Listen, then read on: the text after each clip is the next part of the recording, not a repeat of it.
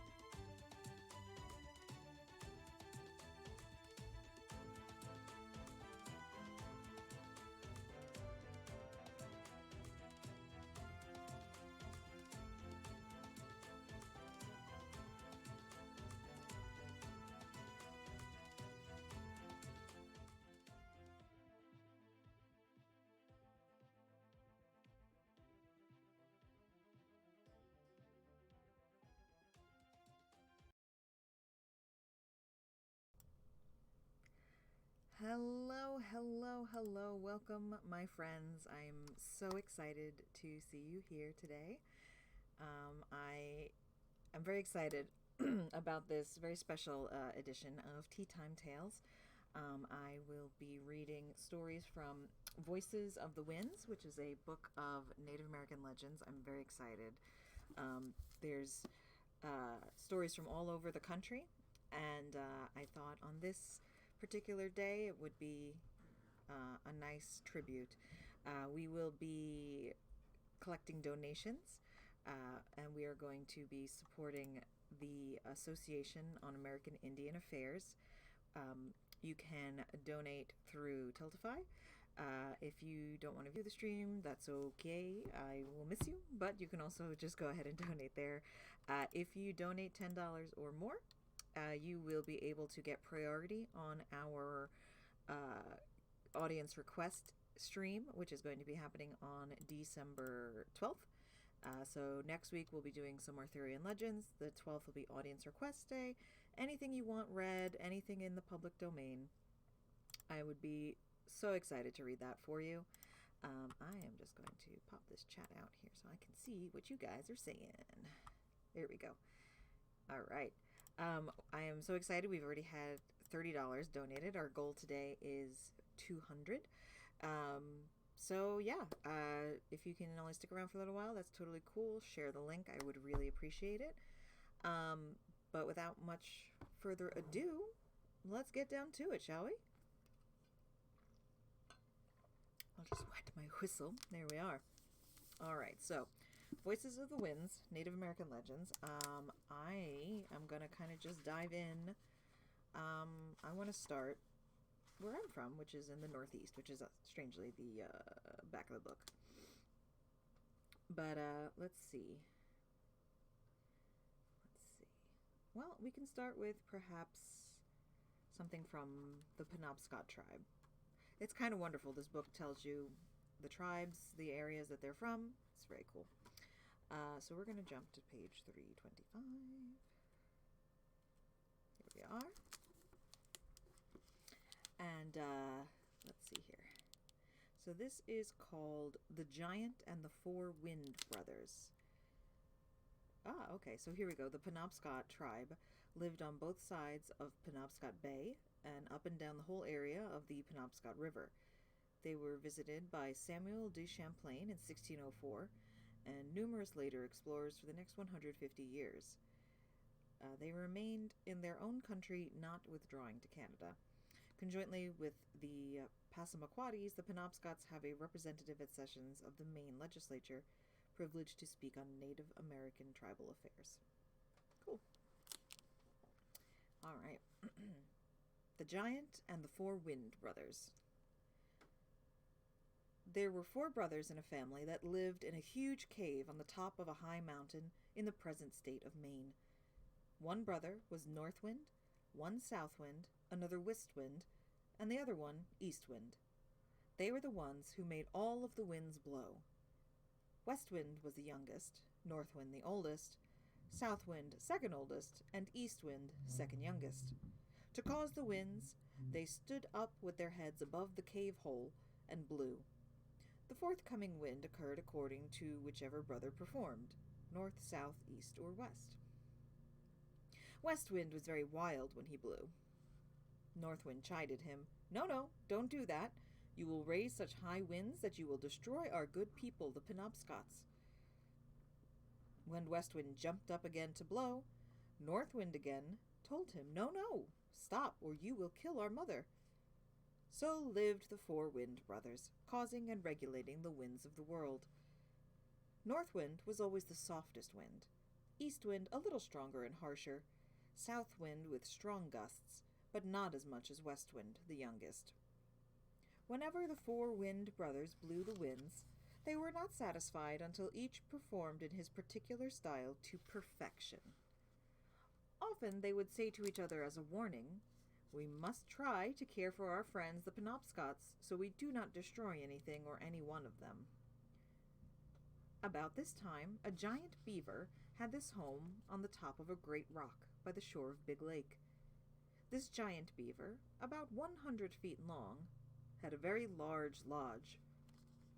I should think so. Near him lived a giant Penobscot who liked to hunt for the giant beaver. But giant Penobscot lived in fear of a monster eagle, who kept watching all the time for the right moment to snatch and carry giant Penobscot to its nest. Monster Eagle was so large that he could pick up a giant man like an ordinary eagle would carry a rabbit, even though the giant was as tall as the tallest tree. At last, giant Penobscot's family was out of food, and he was compelled to go out and hunt. He took his long-handled ice chisel and went in search of giant beaver. Giant Penobscot succeeded in driving the beaver from his lodge, and he cornered him and killed him. After packing the giant beaver on his back, giant Penobscot joyfully started homeward with his prize. Monster Eagle had seen giant Penobscot from a great height. Down swooped the eagle, picking up both giant beaver and giant Penobscot as easily as carrying 2 rabbits. Far up on a rocky mountainside, Monster Eagle flew with its prey to its nest, which was thousands of feet above the valley. Monster Eagle's nest was enormous, and many young eagles were in it. When Monster Eagle deposited his victims in the nest, he began feeding the dead beaver to his eaglets. Monster Eagle kept giant Penobscot safely to one side until all of the beaver had been eaten. Then Monster Eagle prepared to kill the giant Penobscot. He quickly flew high into the air and turned sharply, diving straight down to strike giant Penobscot with his beak, wings, and claws. But giant Penobscot held upright his sharp ice chisel, with the butt end braced against a rocky ledge beside him. Monster Eagle descended violently upon the point of the ice chisel, and he died instantly. Now that giant Penobscot was free, he wondered how he would get down to earth again before being eaten by the eaglets as they grew larger. He thought and thought, finally deciding to cut out the body of Monster Eagle and crawl inside the feathered skin, using Eagle's wings to glide down from the mountain. Coincidentally, on this same mountain lived the 4 Wind Brothers. North Wind saw Monster Eagle destroy himself. He also observed giant Penobscot preparing to fly down to earth. North Wind called his 3 brothers to come and see. "Let us all blow gently beneath Eagle's wings and help the good Penobscot to land softly upon the earth," said North Wind to his brother winds. Inside Monster Eagle's wings, the giant Penobscot soared off the mountain. Gently, the 4 Wind Brothers blew beneath his wings, guiding him while he easily floated to the Penobscot village below. Meanwhile, when giant Penobscot's family found that he had disappeared, they knew he must have been carried away by some flying giant, because his tracks led to nowhere. One of the ancient men of the Penobscot tribe said, "We must all help our brother escape with our good thoughts. We must wish for his safe return by Chief of the Sky Spirits." When giant Penobscot floated safely back to his tribe and told his people of his adventure, the Ancient One said, "It was the strength of our wishes to Chief Sky Spirit that brought you back to your people. Now let us have a Thanksgiving feast and rejoice." Gently, the 4 Wind Brothers passed over the Penobscot Indian village on their happy return to their mountaintop cave. I like that one. It kind of stinks that, the beaver got all eaten up by the eaglets, but maybe he could work something out. I like that one. Got a couple more short ones from the Penobscot tribe. Let's keep going. Long, long ago, the Penobscot Indians used to say, an old man went... Shut up, Queen, I hate you. This is called The Origin of Indian Summer, by the way. Long, long ago, the Penobscot Indians used to say, an old man went to the chief of the sky spirits to ask his help. The man's name was Zuni. In the spring, when all of his people were planting their vegetables, Zuni was too ill to do his usual planting. He was ill all summer. During that summer, his people, as usual, gathered their vegetables and dried them for use in winter. But Zuni had none. So he went to the chief of the sky spirits and said to him, "I have been sick all through the planting and the harvesting seasons. The winter is coming on and I have no food ready for it. What am I to do?" "I will help you," was the prompt reply. "Go ahead now, plant your vegetables as you have always done in the spring. I will see that you have a crop right away." Zuni went home and immediately put his seeds into the ground. The weather favored him, and almost as soon as he had finished planting, his crops were ready to harvest. In 7 days he had as much as any other man in his tribe had. Then winter came. The Penobscots gave that warm period in the autumn a name that means Indian summer. I like that. Helpful gods, we appreciate those. Unlike, the Greek ones. Not to say anything bad about, but,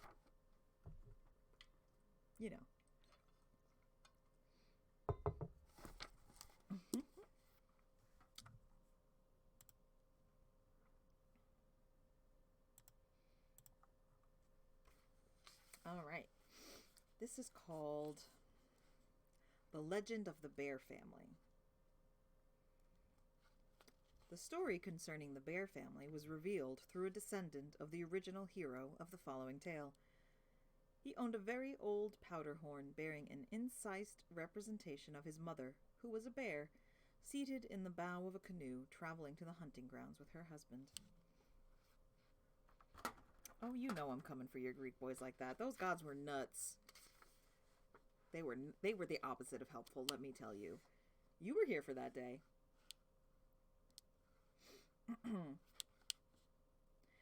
Many, many generations ago, a Penobscot, his wife, and their little son started out from their village to go to Canada.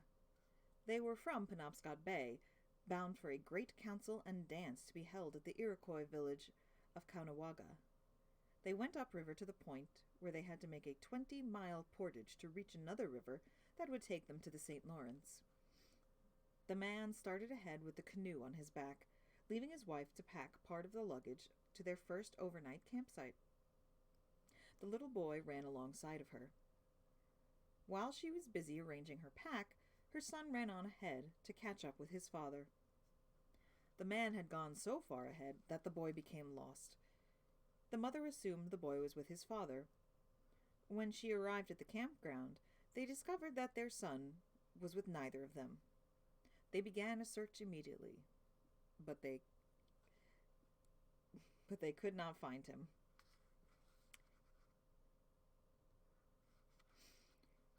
You're going to have to pay the royalties for Circe or Song of Achilles. I'm sorry.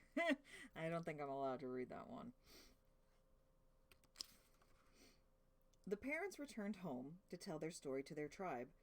All of the men turned out for a wide search party, which lasted for several months without success. In March of the next year, the Penobscots found some sharpened sticks near the river. They concluded that the boy must be alive and had been spearing fish. Footprints of bears were seen, and they thought perhaps the boy had been adopted by a bear family. In the village, there was a lazy man who did not enter into the search, but lay around idly.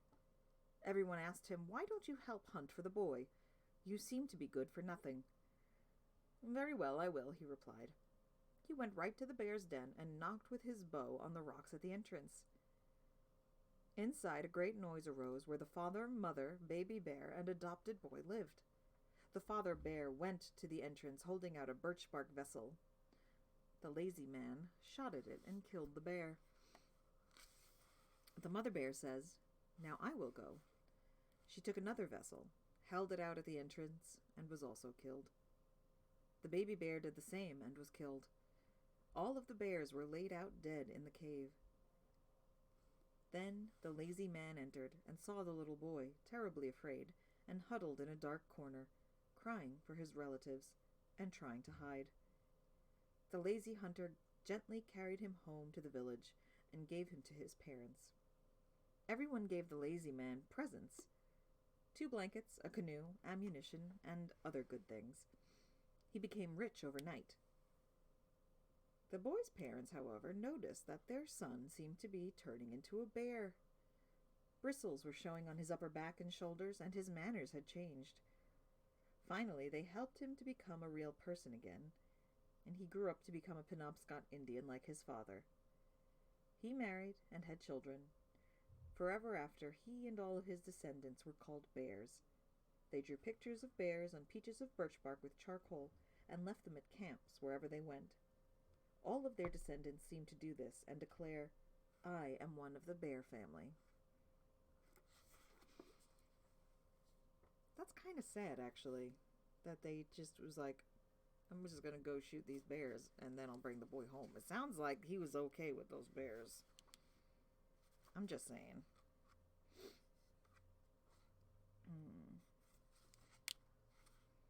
All right, one more from the Northeast, I think. Let's see. From the Seneca tribe, 3 brothers who followed the sun. Hello to all my new viewers. Didn't see you come in there. We are currently reading Native American folktales from this wonderful book, Voices of the Winds. I've started in the Northeast because that's where I'm from. And I am hoping to raise money this month for the Association on American Indian Affairs. If you would donate, I would very much appreciate you. Let me see here. We've had a couple of anonymous donors and my dear friend E. Faz. We're hoping to reach $200 today, so any little bit that you can spare would be very much appreciated. And if you can't donate, I totally understand.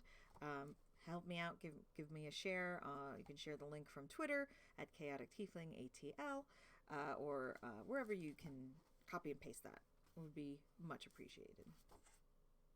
All right, so we're going to dive into 3 brothers who followed the sun. This legend developed in olden times when not many people were about. 3 brothers, who were not married, spent their lives hunting. When young, they enjoyed the excitement of hunting, but as they grew older, they seemed to lose pleasure of the sport.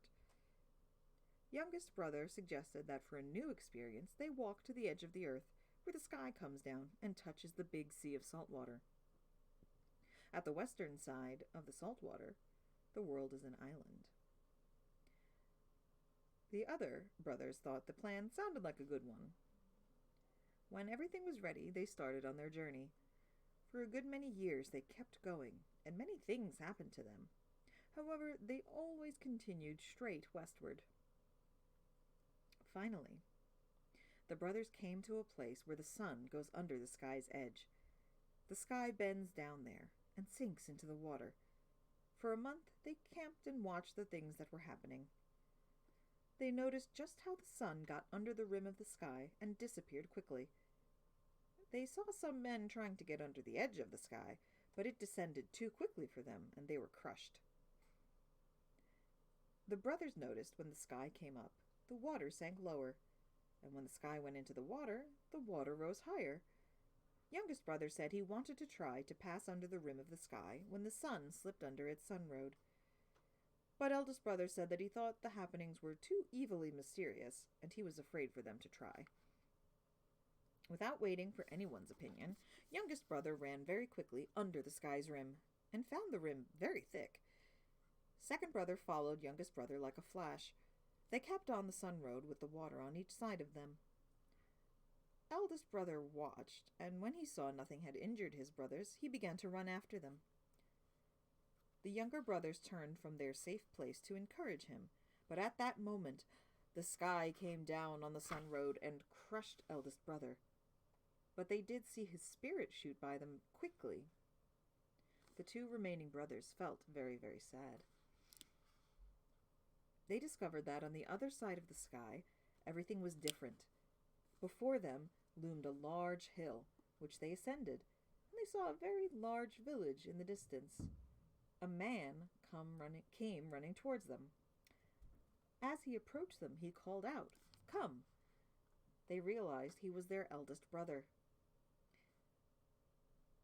"How did you arrive here so quickly, brother?" they asked. "We did not see you come."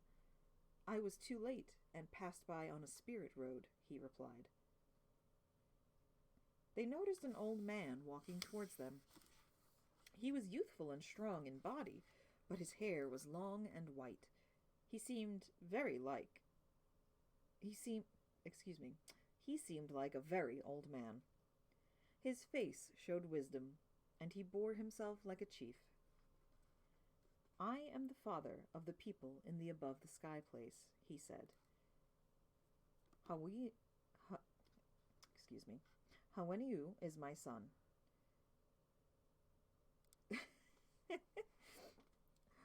Haweniu is my son. I wish to advise you because I have lived here a long time. I have always lived here, but Haweniu was born of the woman on the island.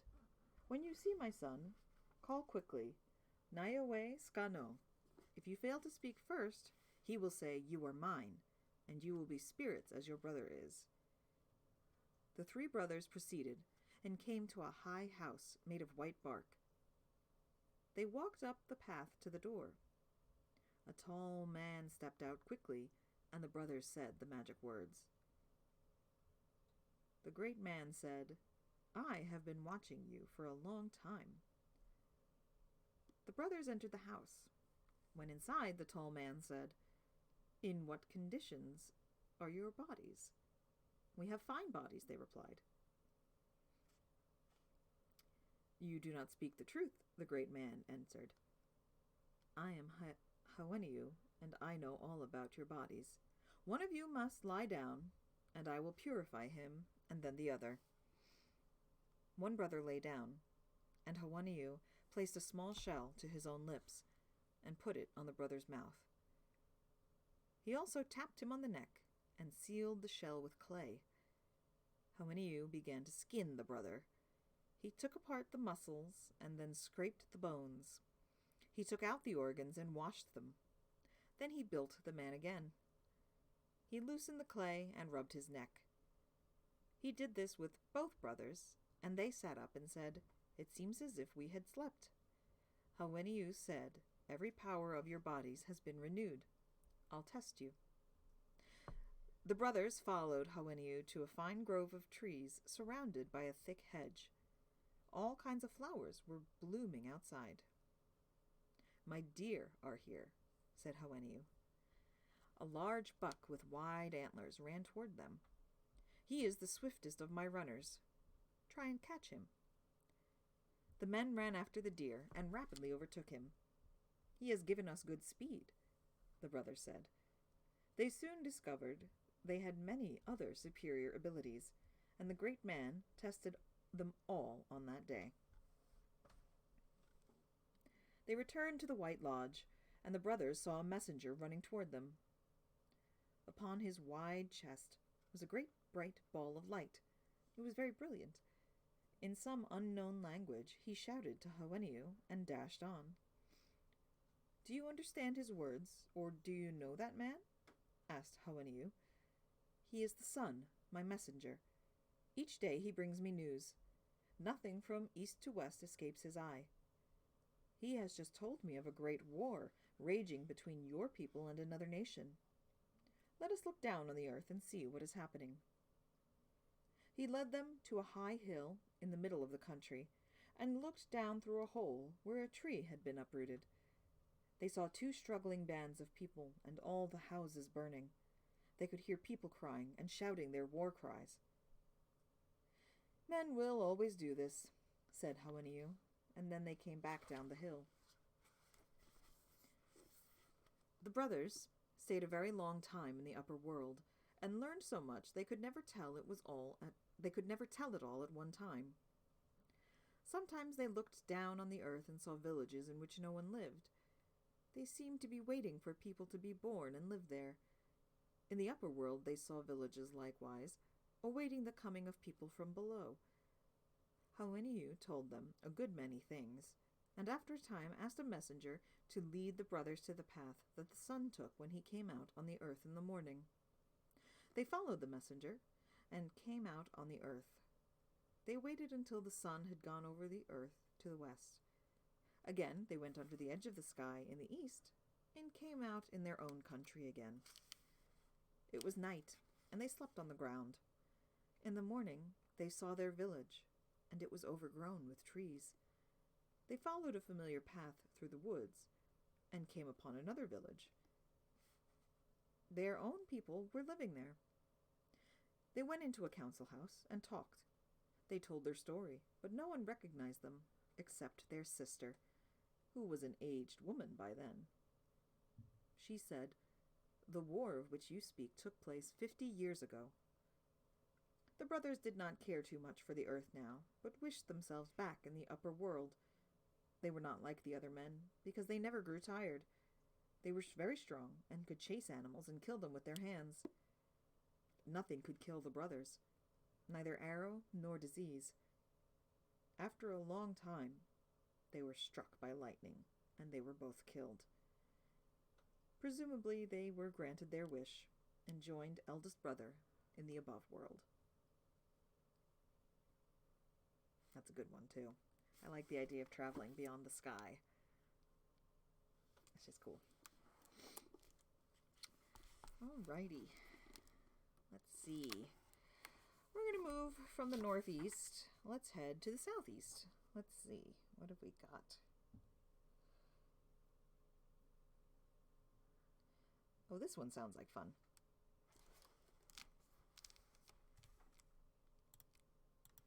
I am glad that you liked it.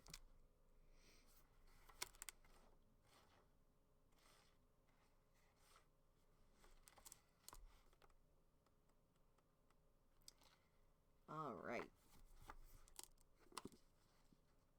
We've got here a Cherokee story.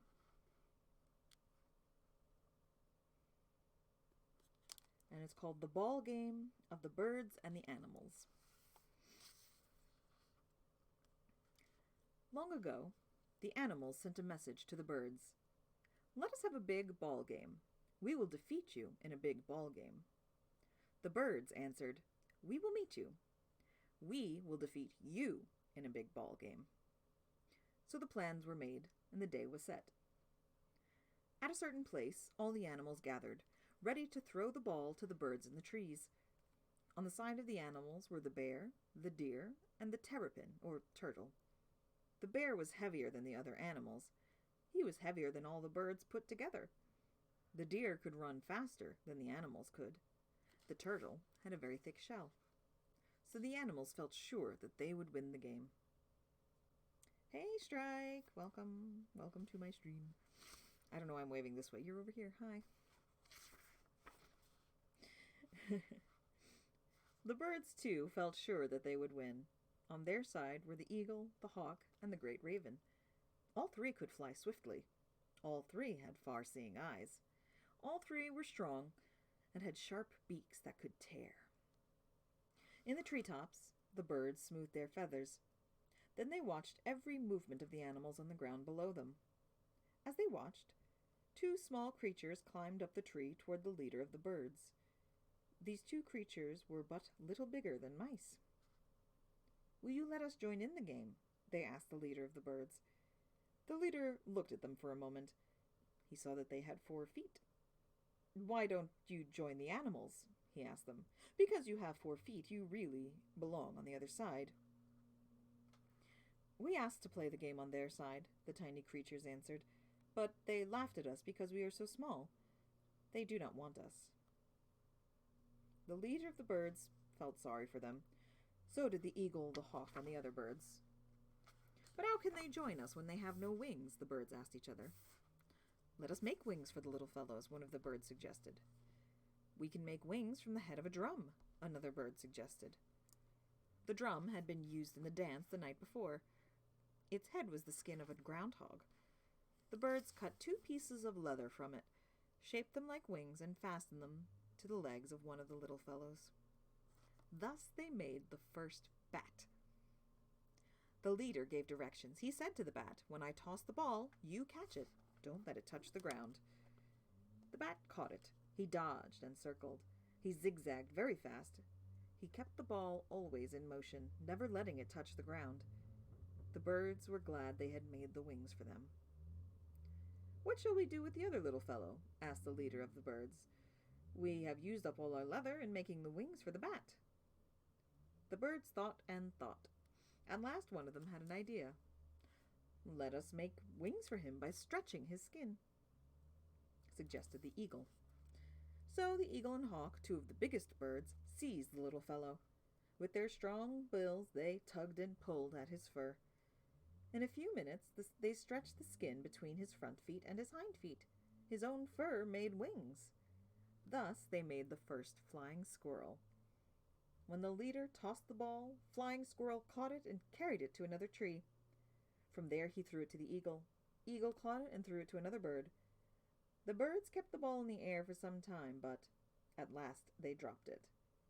Just before it reached the ground, the bat seized it. Dodging and circling and zigzagging, he kept out of the way of the deer and the other swift animals. At last, the bat threw the ball in the goal, and so he won the game for the birds. That's incredible. I love that. I love the origin stories of different creatures and natural phenomena, things like that. I think they're so great. I love the idea of these two little mice things who were like, "We want to play a game," and they were like, "No, go away," and they were like, "We'll show you." It worked out better than for Icarus, didn't it? Mm-hmm.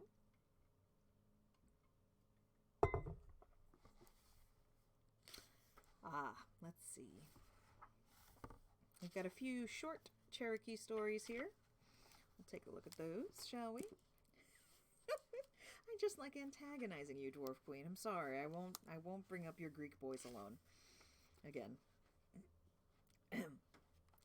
We are going to move on now, excuse me, to the origin of medicine, which is a Cherokee story. At one time, animals and people lived together peaceably and talked with each other. But when mankind began to multiply rapidly, the animals were crowded into forests and deserts. Man began to destroy animals wholesale for their skins and furs, not just for needed food. Animals became angry at such treatment by their former friends, resolving they must punish mankind. The bear tribe met in council, presided over by Old White Bear, their chief. After several bears had spoken against mankind for their bloodthirsty ways, war was unanimously agreed upon. But what kinds of weapons should the bears use? Chief Old White Bear suggested that man's weapon, the bow and arrow, should be turned against him. All of the council agreed. While the bears worked and made bows and arrows, they wondered what to do about bowstrings.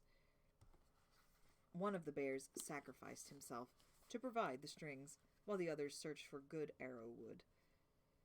When the first bow was completed and tried, the bear's claws could not release the strings to shoot the arrow.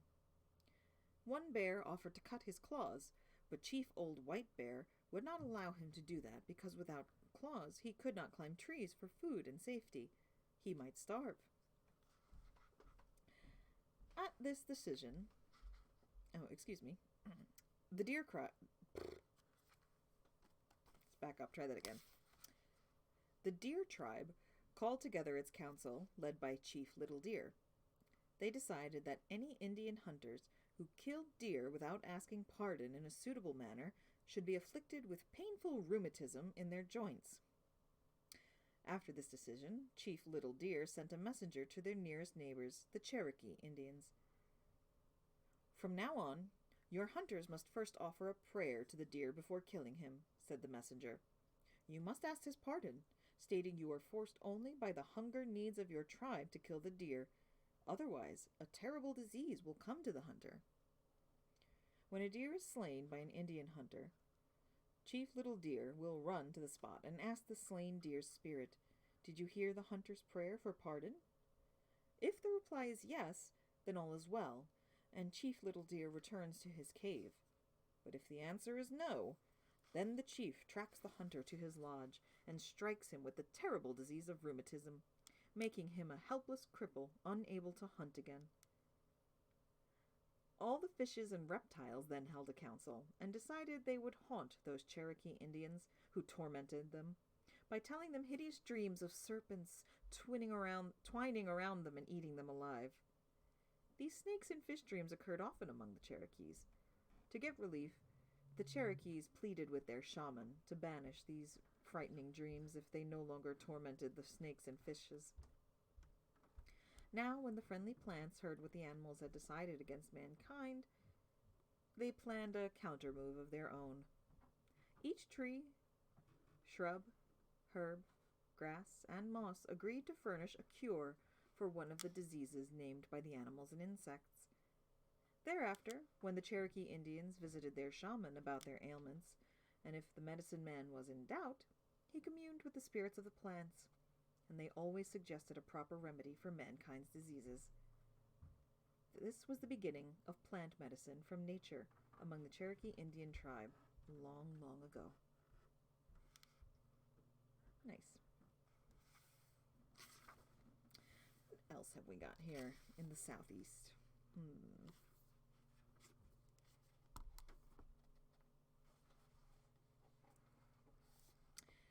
Here we go.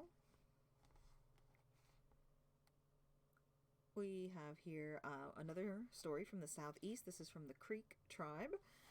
It is called the Walnut Cracker. A long time ago in western Georgia, among the southeastern Creek Hittichi Indians, lived Walnut Cracker.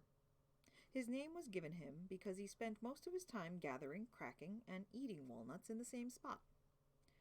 He always placed walnuts on a large stone and cracked them open using a smaller stone. For the rest of the day and evening, he ate walnuts. This was how Walnut Cracker lived for many years. When he died, his people buried him at the place where the walnuts grew. Sometime later, a creek hunter passed that very place and found a large mound of walnuts. As he was hungry, he cracked some and ate the good meat. Later that same evening, the hunter returned. He sat down and cracked many walnuts on the large stone. While the hunter was busy cracking and eating walnuts, a man came out of his nearby lodge.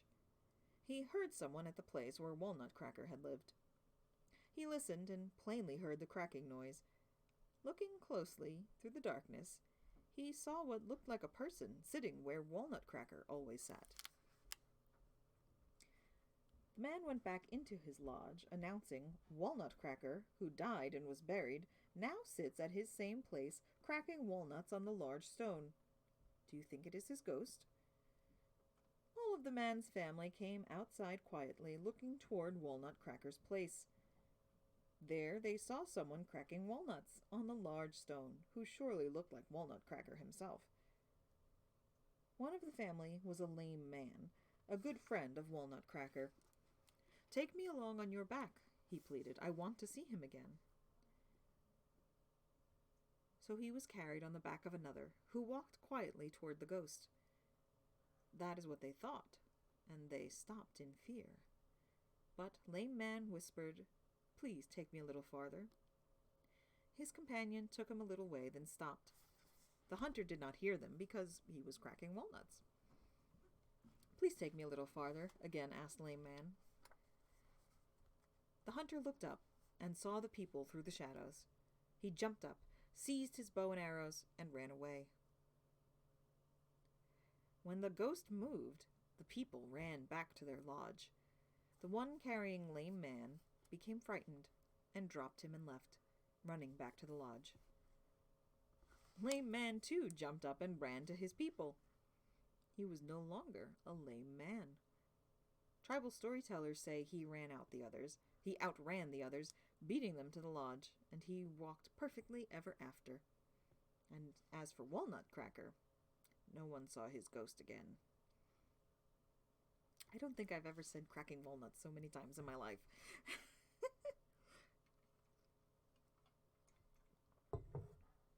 That's a fun one. Anything can spook you if you think it hard enough, I guess. All right, let's see here.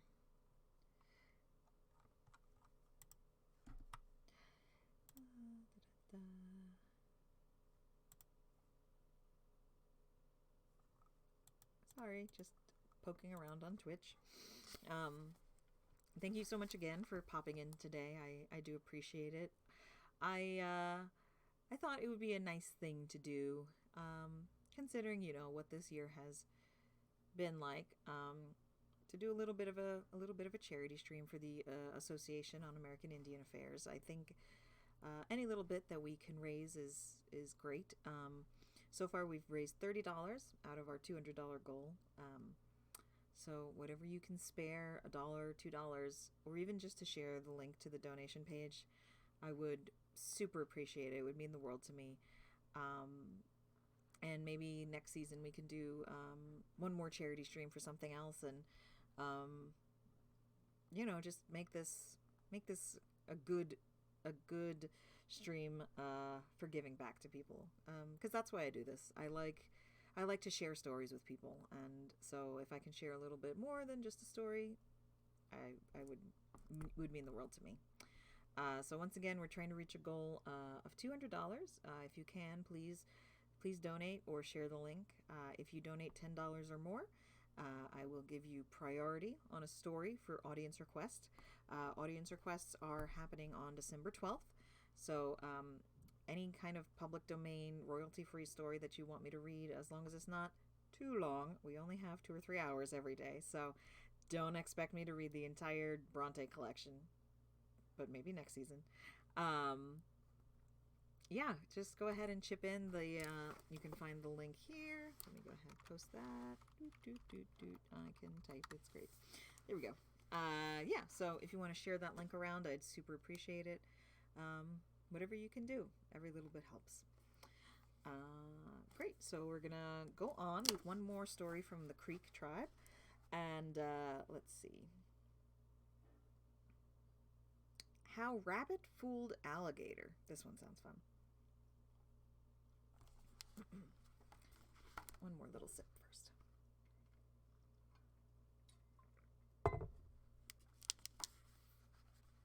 How Rabbit Fooled Alligator.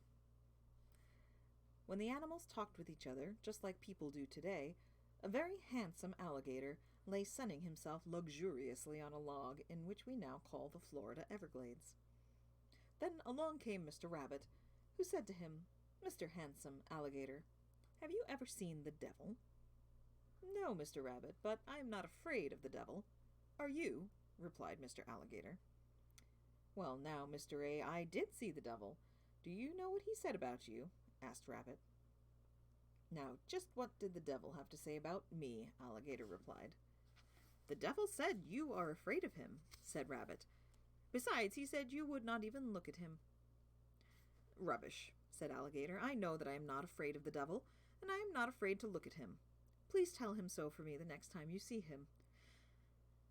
"I do not think you are willing to crawl up the hill the day after tomorrow and allow me to introduce you to the devil himself," said Rabbit. "Oh, yes, I am willing and ready to go with you," replied Alligator. "Well, let us go tomorrow." "Well, that is just fine with me," replied Rabbit. "But, Mr. A, when you see some smoke rising somewhere, do not be afraid. It is a sign that the devil is moving about and will soon be on his way." "You do not have to worry about me," said Alligator. "I told you I am not afraid of the devil." "When you see the friendly birds flying about and the deer running at a gallop, do not be afraid," said Rabbit. "Well, don't you be concerned, because I will not be afraid," repeated Alligator. "If you hear some fire crackling and it comes closer to you, do not be scared," said the Rabbit. "If the grasses near you begin to smoke, do not be scared. The devil is only wandering about. Then is the time for you to get a good look at him, when the heat is the hottest." After Rabbit's final words of wisdom, he left Alligator sunning himself. Next day, Rabbit returned and asked Alligator to crawl up the hill, following him. Rabbit led him to the very top and directed him to lie in the tallest grass. Then Rabbit left Alligator, laughing to himself all the way down the hill, because he had led Alligator to the farthest place away from his home on the water.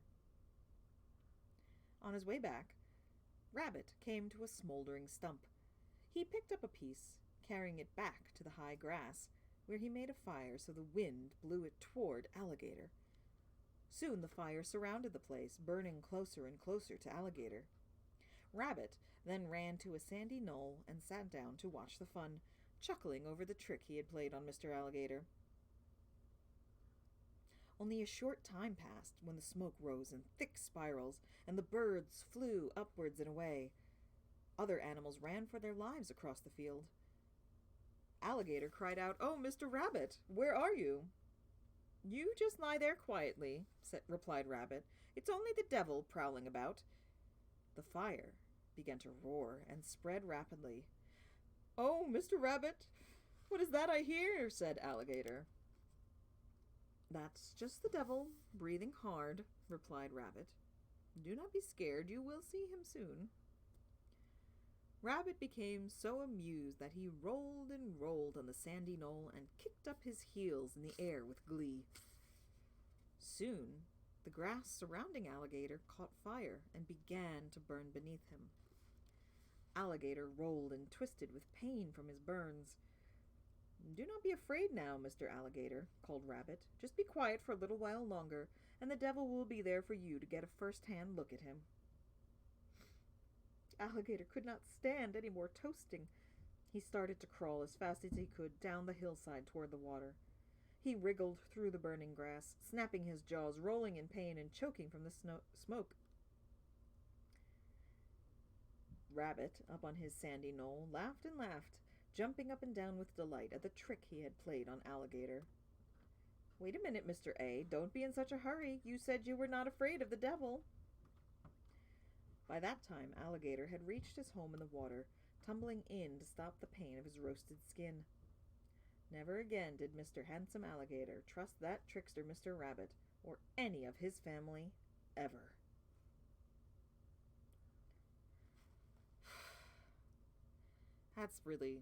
That's not a fun trick. Like, yeah, okay, tease him with the devil and the smoke and all this stuff, but you don't set people on fire. That's not very nice, Mr. Rabbit. I don't approve of that. Alright, I know it's a little bit earlier than we usually do, but I am going to take a quick little bathroom break. Once again, thank you so much for being here today. I'm going to take a little break. We'll come back with more stories from Voices of the Wind, and we'll get our little charity stream going, alright? Thank you so much. I will be back in just a moment.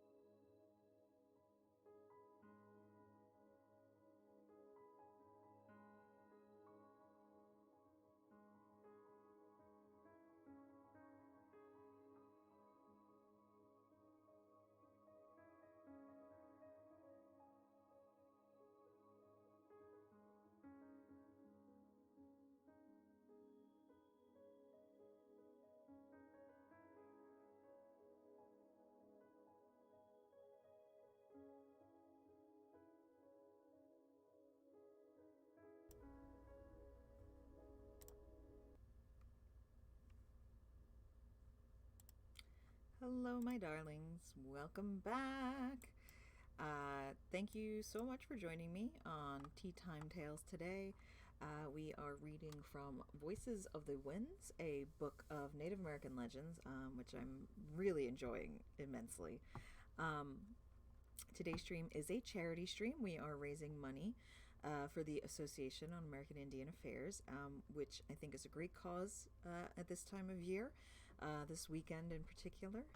So if you do have a few dollars to spare, you can go ahead and donate through Tiltify. Link there for you. If you can't donate, I totally understand. Times are hard right now. And so you can definitely just share the link. I would appreciate that so much. But thank you for joining me. Thank you for watching. I mean, it's great just to have you here with me. Next week we'll be doing King Arthur stories. And then the week after that is our audience request afternoon. If you donate $10 or more today, you can get priority for a story that you request. It has to be public domain. It has to be readily available to me. But as long as you donate $10 or more and you suggest a story, I'll read it in 2 weeks on Audience Request Day. Again, we're only at $30. Our goal today was $200. So if you can spare a few dollars, I would really appreciate it. More tea. Yes, good. More tea. Always more tea. I'm just drinking water today. I've been very kind of lately. My voice has not been great. So we're just going to drink some water today and hopefully get things going again. But let's jump back in. Let's see what we got. All right, we're still in the southeast, and we are working through to the Alabama tribe. Let's see.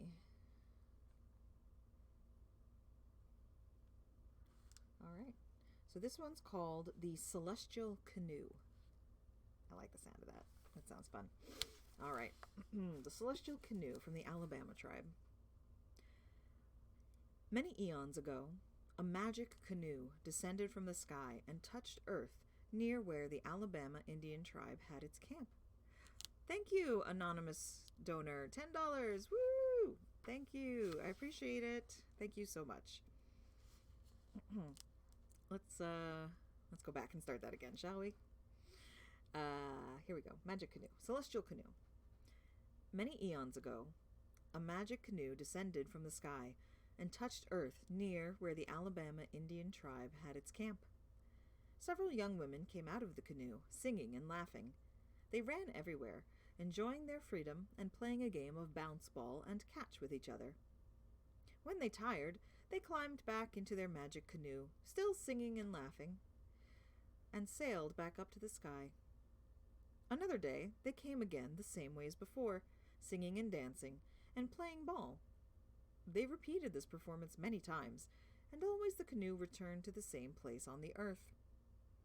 One day, an Alabama Indian youth watched from behind some bushes as the magic canoe descended. During a game, the ball was thrown towards him. A young woman came running after it. When she was near enough, the youth grabbed her hand. The others were frightened and took off in their magic canoe and disappeared into the sky. The captured woman from the sky became the wife of that same Alabama Indian, and in time they had several children. The father made a large canoe for his family and a smaller canoe for himself. "Father, we would like to have some fresh meat," the children said one day. "Will you please hunt a deer for us?" The father started through the woods to hunt deer, but in a short time he returned without any game. The mother said to her children, "Ask your father to go farther away and hunt for a big fat deer this time." Again the children asked their father, and again he went hunting. While he was away, the mother put the children in the larger canoe with herself, singing the magic song. They rose toward the sky, but the father came running back, just in time to pull the canoe back down to the ground. Another time when the father was away, the mother put the children in the large canoe and herself in the small canoe, singing as they rose. At that moment, the father came running home. pulling down the large canoe with his children. The mother, still singing, disappeared into the sky. After many weeks, the father missed his wife, and the children became lonesome for their mother. Finally, all of them climbed into the large canoe and sang the magic flight song. They sailed upward and away to the sky and through the clouds. When they arrived in the sky, they came to an old grandmother sitting beside her lodge. The father said to her, "Grandmother, we have come because my children want to see their mother." "She is yonder, dancing and singing all the time," answered the old mother. "If you will please sit down in my lodge, I will cook you some squashes." When she placed the food before them, they thought to themselves, "This will not be enough."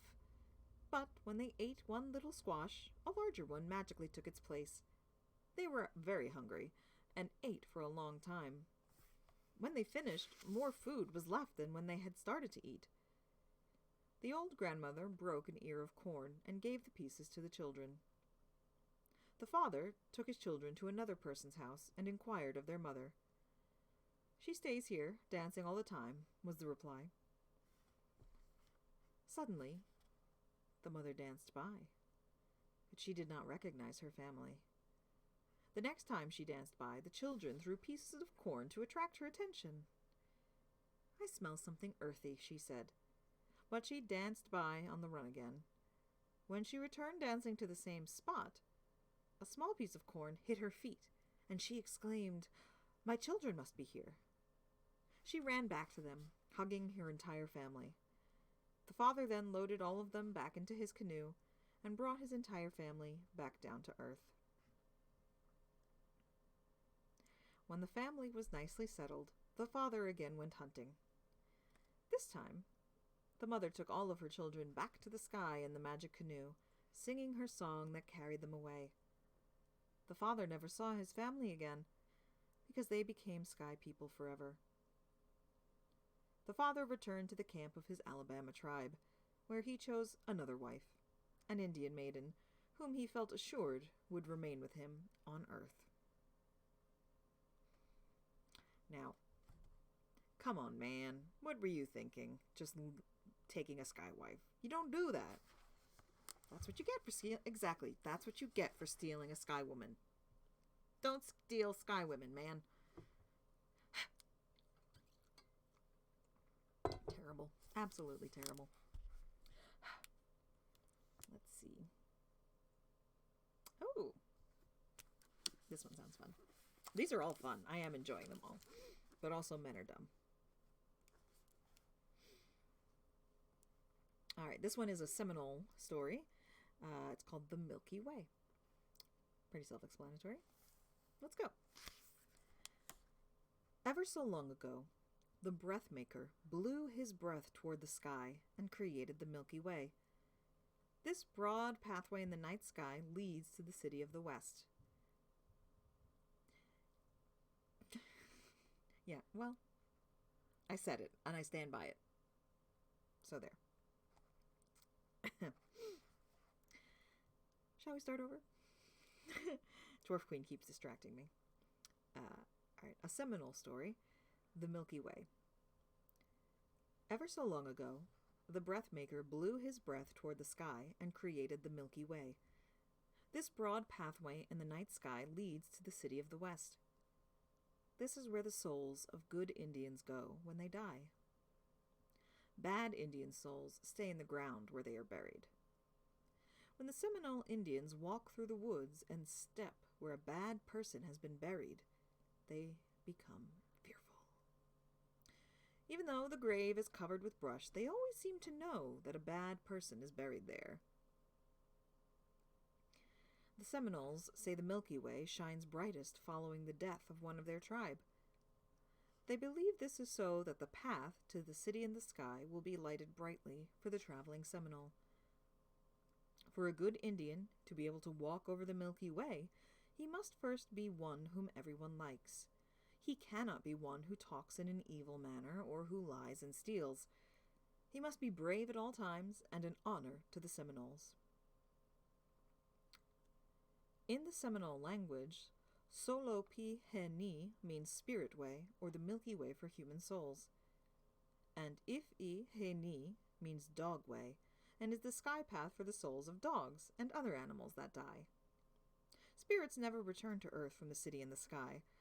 Seminoles do not believe that ghostly visitors ever come back and visit their people again. Along the Milky Way lives rain and rainbow. The Seminole word for rainbow means stop the rain, and that is what rainbow does when it appears. When the sun is eclipsed, Seminoles say that Toad Frog has come along and taken a bite out of the sun. Toad Frog continues eating at the sun until the sun disappears. Seminole hunters shoot arrows at toad frogs whenever they see one, preventing eclipses of the sun or moon. Seminole hunters like to make a loud clamor to scare the toad frogs away when they do appear. Along the Milky Way is the Big Dipper, which seems like a boat to the Seminoles. They say it is used to carry the souls of good Seminoles along the Milky Way to the city in the sky. The Seminole tribe calls the morning star the Tomorrow Star, and the evening star is known to them as the Red Star. Near the beginning of time, 5 Seminole Indian men wanted to visit the sky to see the Great Spirit.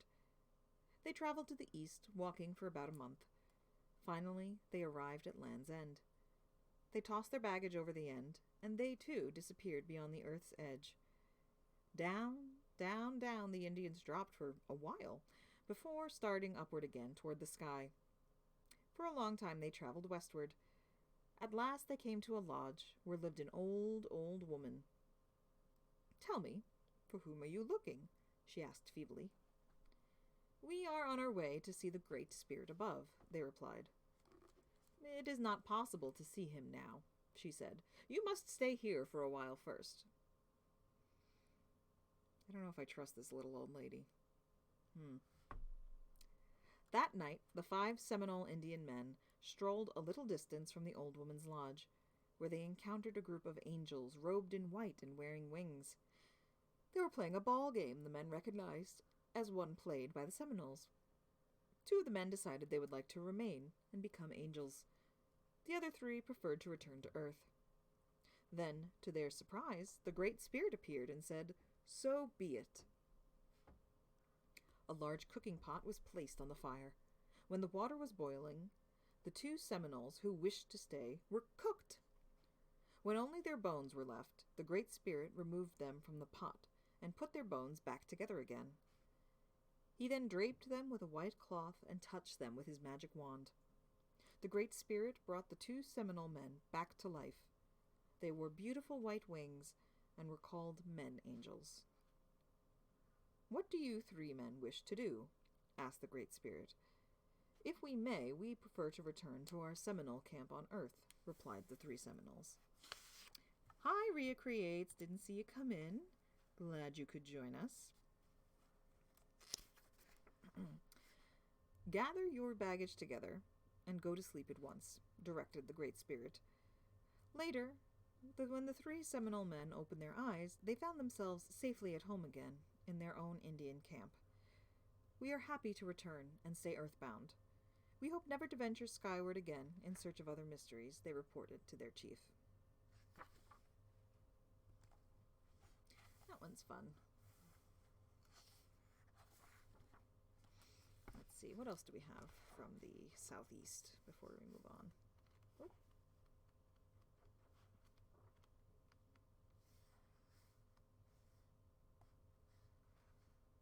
Let's see. Oops.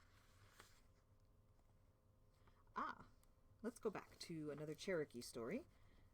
The First Fire. We love fire stories, don't we? There's always got to be some way you got to get it. Whether it's, stealing it from the gods, or stealing it from the sky, or stealing it from this or that. We always got to steal the fire. All right. So this is the Cherokee First Fire. In the beginning of the world, there was no fire. The animal people were often cold. Only the thunders, who lived in the world beyond the sky arch, had fire. At last they sent lightning down to an island. Lightning put fire in the bottom of a hollow sycamore tree.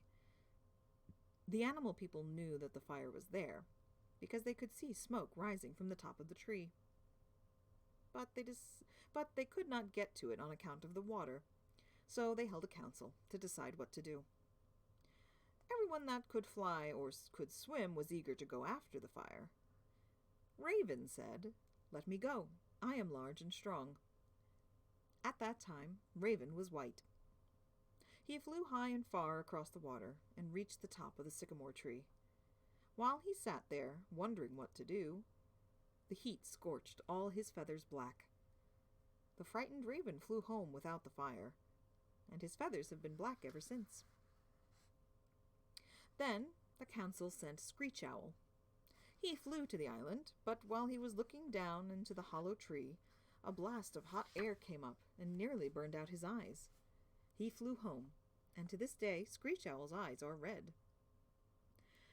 Then Hooting Owl and Horned Owl were sent to the island together. But the smoke nearly blinded them, and the ashes carried up by the wind made white rings around their eyes. They had to come home, and were never able to get rid of the white rings. Then Little Snake swam across to the island, crawled through the grass to the tree, and entered it through a smoke hole at the bottom. But the smoke and the heat were too much for him too. He escaped alive, but his body had been scorched black, and it was so twisted that he doubled on his track, as if he was always trying to escape from a small space. Big Snake, the climber, offered to go for fire, but he fell into the burning stump and became as black as Little Snake. He has been a great black snake ever since. At last, Water Spider said that she would go. Water Spider has black, downy hair and red stripes on her body. She could run on top of the water, and she could dive to the bottom. She would have no trouble in getting to the island. "But you are so little. How will you carry enough fire?" asked the council. "I'll manage all right," said Water Spider. "I can spin a web." So she spun a thread from her body and wove it into a little bowl and fastened the little bowl on her back. Then she crossed over to the island and through the grass. She put one little coal in the fire of her bowl and brought it across to the people. Ever since we have had fire, and Water Spider still has her little bowl on her back. That's a fun one. I guess it wasn't really stealing this time. We didn't steal the fire. It was given, but we still had to go get it. Of course, there's always a process. All right, we are going to move from the southeast to the central region. What do we got here? Oh, we've got a couple of different centrals. We've got the central region and the Great Plains. So let's see, what's the central region? Midwest. Wisconsin, Illinois, and Michigan. Let's see.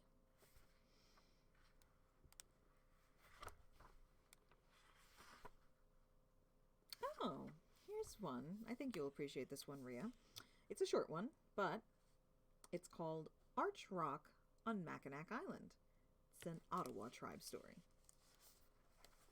So let's see. Arch Rock is a natural rock bridge above the eastern shoreline of Mackinac Island in northern Michigan. From certain angles, the arch, which is about 150 feet above the lake, appears to be suspended in the air. And apparently this is how it got there.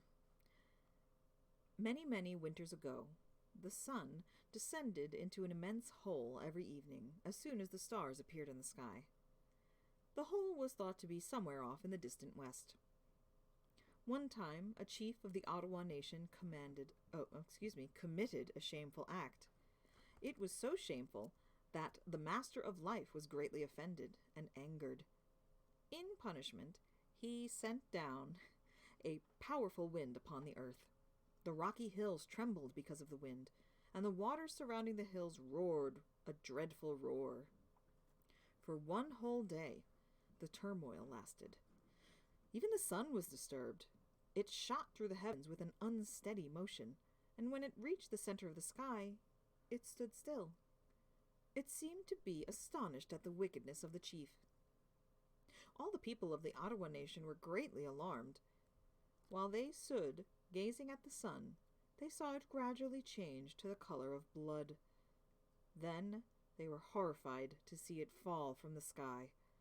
With a terrifying noise, it struck the eastern shore of Mackinac Island. When the frightened Indians dared to look again, they saw that some rocks had been hollowed out so as to make an arch. It hung high above the waters of the lake. The sun had gone through the opening and on down below the surface of the earth. Next morning it came out of the earth in the east, then it made its usual journey across the heavens. Many winters have passed since that awful day when the sun stood still and fell from the sky. But even now, not even the bravest Ottawa people will walk over that arched rock. Indeed, they seldom dare to approach the place. Well, that's spooky. I think it would be better if maybe the sun, stayed where it was, up in the sky.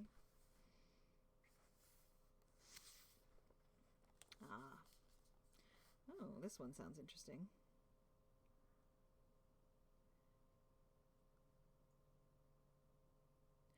So this is called The Great Serpent and the Great Flood. It's a Chippewa story, but there's a note here. From Maine and Nova Scotia to the Rocky Mountains, Indians told stories about the Great Serpent. The man who recorded the story more than a century ago considered the serpent to be a genuine spirit of evil. Some version of the story of the Great Flood of long ago, as recounted here, is told around the world.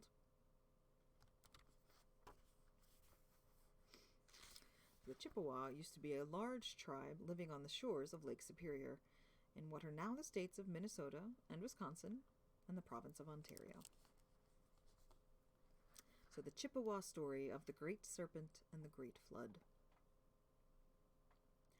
One day, when Nanabozo returned to his lodge after a long journey, he missed his young cousin who lived with him. He called the cousin's name, but heard no answer. Looking around on the sand for tracks, Nanabozo was startled by the trail of the Great Serpent. He then knew that his cousin had been seized by his enemy. Nanabozo picked up his bow and arrows and followed the track of the serpent.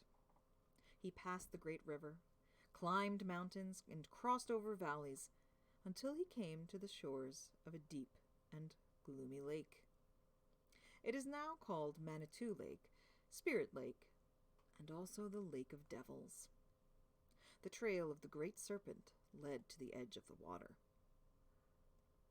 Nanabozo could see, at the bottom of the lake, the house of the Great Serpent. It was filled with evil spirits who were his servants and his companions. Their forms were monstrous and terrible. Most of them, like their master, resembled spirits. In the center of this horrible group was the Great Serpent himself, coiling his terrifying length around the cousin of Nanabozo. The head of the serpent was red as blood. His fierce eyes glowed like fire. His entire body was armed with hard and glistening scales of every color and shade. Looking down on these twisting spirits of evil, Nanabozo made up his mind that he would get revenge on them for the death of his cousin. He said to the clouds, "Disappear," and the clouds went out of sight. "Winds, be still at once," and the winds became still. When the air over the lake of evil spirits had become stagnant, Nanabozo said to the sun, "Shine over the lake with all the fierceness you can. Make the water boil." In these ways, thought Nanabozo, he would force the Great Serpent to seek the cool shade of the trees growing on the shores of the lake. There he would seize the enemy and get revenge. After giving his orders, Nanabozo took his bow and arrows and placed himself near the spot where he thought the serpents would come to enjoy the shade. Then he changed himself into the broken stump of a withered tree. The winds became still, the air stagnant, and the sun shot hot rays from a cloudless sky. In time, the water of the lake became troubled, and bubbles rose to the surface. The rays of the sun had penetrated to the home of the serpents. As the water bubbled and foamed, a serpent lifted his head above the center of the lake and gazed around the shores. Soon, another serpent came to the surface. Both listened for the footsteps of Nanaboso, but they heard him nowhere. Nanaboso is sleeping, they said to one another. And then they plunged into the waters, which seemed to hiss as they closed over the evil spirits. Not long after, the lake became more troubled. Its water boiled from its very depths, and the hot waves dashed wildly against the rocks on its bank. Soon the great serpent came slowly to the surface of the water and moved toward the shore. His blood-red crest glowed. The reflection from his scales was blinding as the glitter of a sleet-covered forest beneath winter sun. He was followed by all the evil spirits. So great was their number that they soon covered the shores of the lake. When they saw the broken stump of the withered tree, they suspected that it might be one of the disguises of Nanaboso. They knew his cunning. One of the serpents approached the stump, wound his tail around it, and tried to drag it down to the lake. Nanaboso could hardly keep from crying aloud, for the tail of the monster pricked his sides. But he stood firm and was silent. The evil spirits moved on. The great serpent glided into the forest and wound his many coils around the trees. His companions also found shade. All but one. One remained near the shore to listen for the footsteps of Nanaboso. From the stump, he watched until all the serpents were asleep, and the guard was intently looking in another direction. Then he silently drew an arrow from his quiver, placed it in his bow, and aimed it at the heart of the great serpent. It reached its mark. With a howl that shook the mountains and startled the wild beasts in their caves, the monster awoke, followed by its terrified companions, which were also howling with rage and terror. The great serpent plunged into the water. At the bottom of the lake, there lay still the body of Nanaboso's cousin. In their fury, the serpents tore it into 1,000 pieces. His shredded lungs rose to the surface and covered the lake with whiteness. The great serpent knew that he would soon die from his wound, but he and his companions were determined to destroy Nanaboso. They caused the water of the lake to swell upward and to pound against the shore with the sound of many thunders. Madly the flood rolled over the land, over the tracks of Nanaboso, carrying with it rocks and trees. High on the crest of the highest wave floated the wounded great serpent. His eyes glared around him, and his hot breath mingled with the hot breath of his many companions. Nanaboso, fleeing before the angry waters, thought of his Indian children. He ran through their villages, shouting, "Run to the mountain tops! The great serpent is angry and is flooding the earth! Run! Run!" The Indians caught up their children and found safety on the mountains. Nanaboso continued his flight along the base of the western hills, then up a high mountain beyond Lake Superior, far to the north. There he found many men and animals that had escaped from the flood that was already covering the valleys and plains and even the highest hills. Still, the waters continued to rise.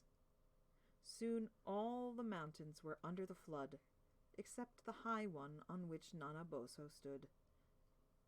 There he gathered together timber and made a raft. Upon it, the men and women and animals with him placed themselves. Almost immediately, the mountaintop disappeared from view, and they floated along on the face of the waters. For many days they floated. At long last the flood began to subside. Soon the people on the raft saw the trees on the tops of the mountains. Then they saw the mountains and the hills, and then the plains and the valleys. When the water disappeared from the land, the people who survived learned that the great serpent was dead, and that his companions had returned to the bottom of the Lake of Spirits. There they remain to this day. For fear of Nanaboso, they have never dared to come forth again. It's kind of creepy. Big old great serpents, huh? Ooh. I wouldn't want to run into any of them. That's for sure. What do we got? Let's see. I need a little water break. Pardon.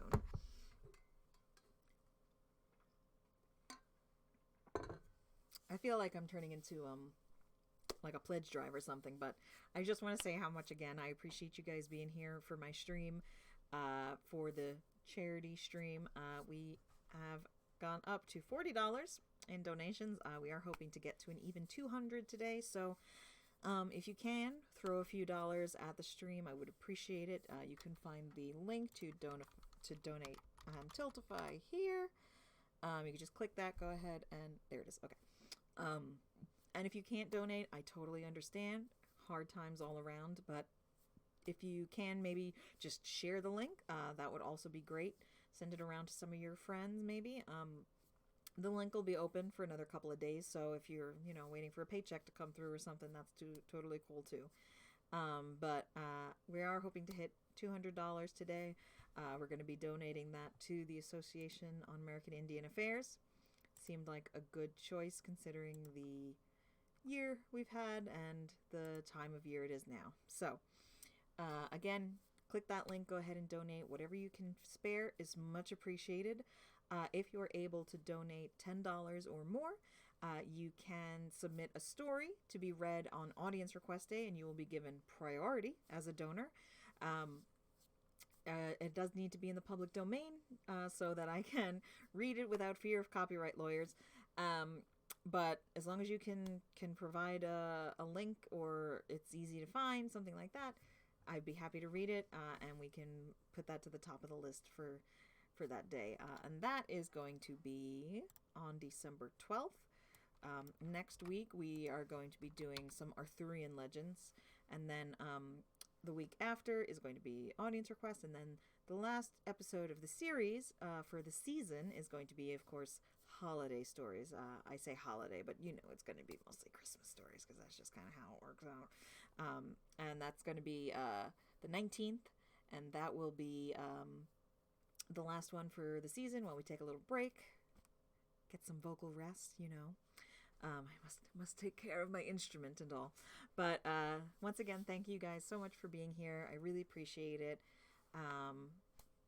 But let's dive back in. We'll get some more going. Yes, we've got $40. Goal today is 200, but we'll see what we can do. So $40 so far. Spread the link around. Whatever you can donate, every little bit counts. So let us go back once more to the Chippewa Nation. So this is a story called Father of Indian Corn. That sounds interesting. All right, so Father of Indian Corn from the Chippewa tribe. In the long, long ago, a poor Indian lived with his wife and children in a remote part of the present state of Wisconsin. Because he was such a poor hunter, he was not very expert in providing food and supplies for his family. His children were too young to give him much help, but he was a good man with a kind and contented disposition. He was always thankful to Chief of the Sky Spirits for everything he received to share with his family. His good disposition was inherited by his eldest son, who had just reached the age when he wanted to pursue his guardian spirit quest. Each young Indian boy looked forward to the time of finding the secret spirit that would be his guide through life. Each boy sought to learn his spirit name and what special power would be given him by his guardian spirit. Eldest son had been obedient since early childhood. He seemed pensive, thoughtful of others, mild in manner, and always a joy to his family and tribe. At the first indication of spring, $60. Oh! Bria, thank you. Thank you for your donation. That would be my mother. You know what? It doesn't matter. Every $20 counts. So go ahead and make your request. You can tell me at dinner tonight what you want me to read.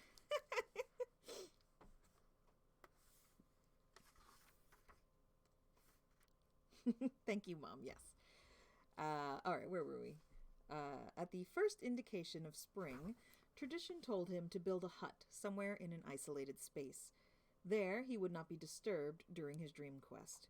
He prepared his hut and himself and went immediately to begin his fast for 7 days.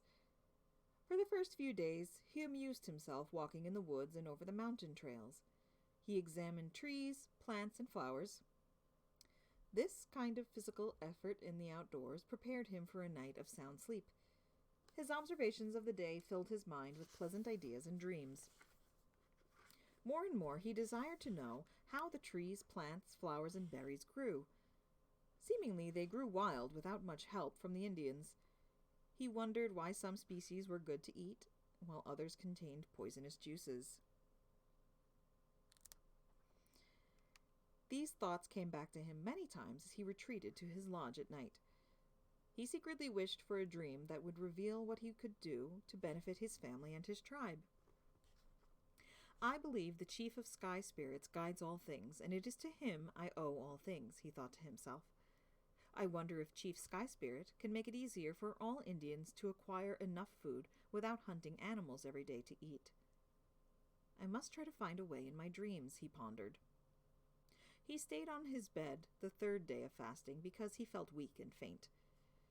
Sometimes he thought he was going to die.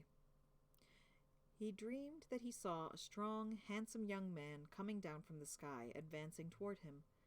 He was richly dressed in green and yellow colors. He wore a plume of waving feathers on his head. His every movement was graceful. I have been sent to you, said the sky visitor. The sky chief who made all things in the sky and upon the earth intends for me to be your guardian spirit, and I have come to test you. Sky Chief has observed all that you have done to prepare yourself for your quest. He understands the kind and worthy secret wish of your heart. He knows that you desire a way to benefit your family and your tribe. He is pleased that you do not seek strength to make war. I have come to show you how to obtain your greatest wish. First, your spirit name shall be Once. The stranger then told Once to arise and wrestle with him. This was the only way for him to achieve his sacred wish. As weak as he was from fasting, Once wondered how he could ever wrestle the stranger. He rose to the challenge, determined in his heart to die in the effort if he must. The two wrestled. After some time, when Once felt nearly exhausted, the sky stranger said, "It is enough for today. I will come again tomorrow to test you some more." Smiling, the visitor ascended in the same direction from which he came. Next day, at the same time, the stranger appeared. Again, the two wrestled. While Once felt weaker than the day before, he set his mind and heart to his task. His courage seemed to increase, however, in reverse proportion to his waning physical strength. The stranger stopped just in time before Once dropped to the ground. Tomorrow will be your last chance. I urge you to be strong, my friend, as this is the only way for you to achieve your heart's sacred wish, said the sky visitor. Once took to his bed, and with his last ounce of energy, period. I can read, I promise. He prayed to the sky chief for wisdom and enough strength to endure to the end of his quest. The 3rd time they wrestled, Once was so weak that his arms and legs felt like rubber, but his inner determination drove him forward with the kind of endurance necessary to win. The same length of time passed as in the first 2 wrestling bouts. Suddenly, the stranger stopped and declared himself conquered by Once. Then the sky visitor entered the lodge for the first time. He sat down beside Once to instruct him in the way he should now proceed to achieve his secret wish. Excuse me.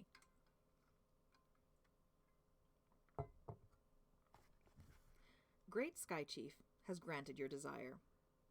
You have wrestled manfully. Tomorrow will be your 7th day of fasting. Your father will come to see you and bring you food. As it is the last day of your fast, you will be able to succeed. Now I will tell you what you must do to achieve your final victory. Tomorrow we will wrestle once more. When you have prevailed over me for the last time, then throw me down and strip off my clothes. You must clean the earth of roots and weeds and make the ground soft.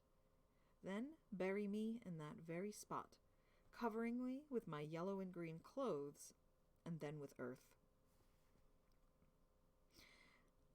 I'm just loving what's going on in the chat right now. It just makes me happy. My very, very best friend and my mom having a conversation about art. What more could you ask for? When you have done this, leave my body in the earth. Do not disturb it. Come occasionally to see if I have come to life. Be careful to see that no grass or weeds cover my grave. Once a month, cover me with fresh earth. If you follow what I have told you, you will succeed in your guardian spirit quest. You will help your family and all the Indians by teaching them what I have now taught you. The Sky Stranger concluded as they shook hands, and the visitor left. On the 7th morning, once his father came with some food. My son, how do you feel? You have fasted long enough. It is 7 days since you have eaten food. You must not sacrifice your life. The Great Spirit does not require that of you. My father, thank you for coming and for the food. Let me stay here alone until the sun goes down. I have my own special reasons. Very well. I shall wait for you at home until the hour of the setting sun, replied the father as he departed. The Sky Stranger returned at the same hour as before. The final wrestling match began. Once had not eaten the food his father brought, but already he felt a new inner power that had somehow been given to him. Was it spirit power from his guardian spirit?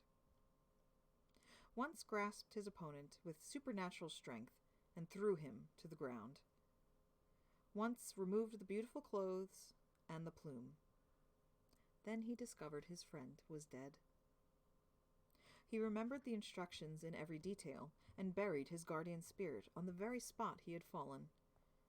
Once followed every direction minutely, believing his friend would come to life again. Once returned to his father's lodge at sundown. He ate sparingly of the meal his mother prepared for him. Never for a moment could he forget the grave of his friend. Throughout the spring and into summer, he visited the grave regularly. He carefully kept the area clean of grass and weeds. He carefully kept the ground soft and pliable. Soon, he saw the tops of green plumes emerging from the earth. He noticed that the more care he gave the plants, the faster the green plumes seemed to grow. Once concealed his activity from his father. Days and weeks passed. Summer was drawing to a close. Then one day, once invited his father to follow him to the site of his quest. He showed his father the graceful-looking plants growing there. They were topped with yellow silken hair and waving green plumes. Gold and green clusters of fruit adorned each of the stalks. Father, these plants are from my dream friend, explained once. He is my spirit guardian, a friend to all mankind, named Mon Da Min, meaning corn for all Indians. This is the answer to my quest, my secret heart's wish. No longer will we need to hunt animals every day for our food.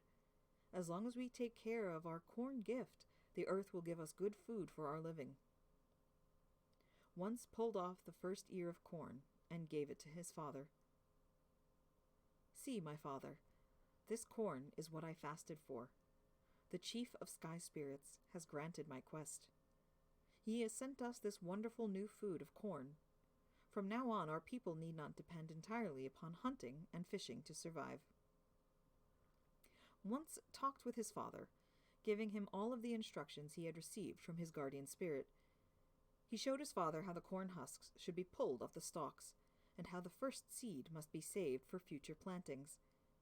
He explained how the ears of corn should be held before the fire, only long enough for the outer leaves to turn brown, so that the inside kernels remained sweet and juicy. The entire family gathered for once's feast of corn. The father led a prayer of thanksgiving for the bountiful and good gift from the chief of sky spirits. Once felt happy that his guardian spirit quest was successfully completed. This is how Once became known as the father of Indian corn by the Chippewa and Ojibwa Indian tribes.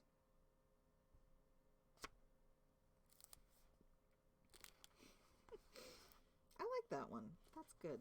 Spirit guardians and fasting and quests and things. We always love quests here, don't we?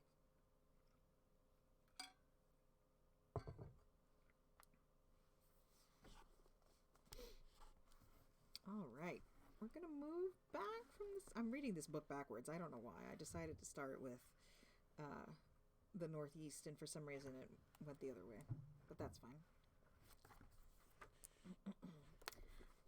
Now we're going to move a little further west to the Cheyenne. They were in South Dakota in the Black Hills, the Minnesota River. And they went to Illinois and the Missouri River. So this is from the Great Plains. This one is Origin of the Buffalo. Hey, Chaotic Tiefling donated. Thank you so much, Babs. I appreciate you immensely for letting me do this, for helping me with the stream, and helping me with the charity donations. You're amazing. Thank you. Thank you, thank you.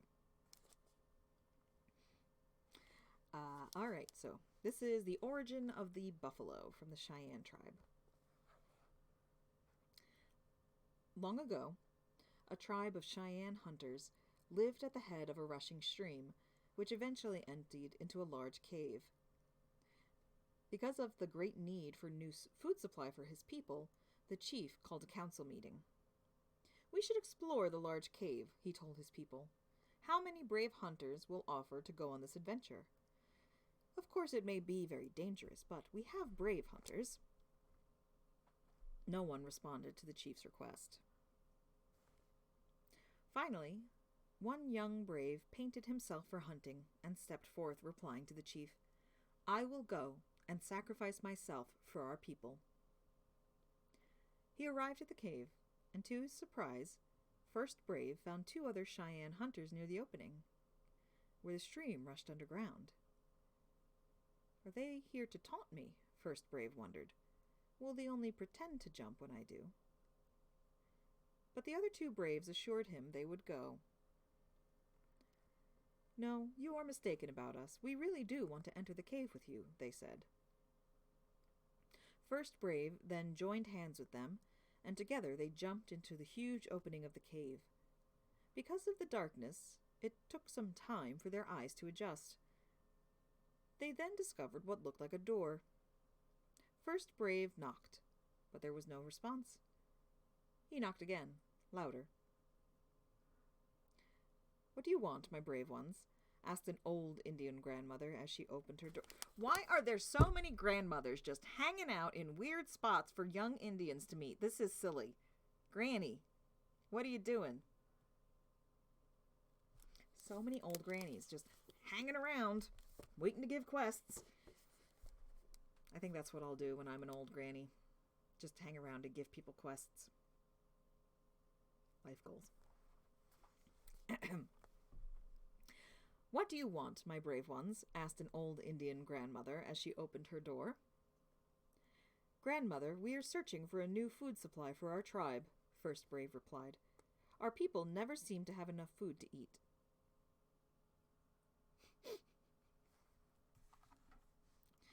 "Are you hungry now?" she asks. "Oh yes, kind grandmother, we are very hungry," all three braves answered.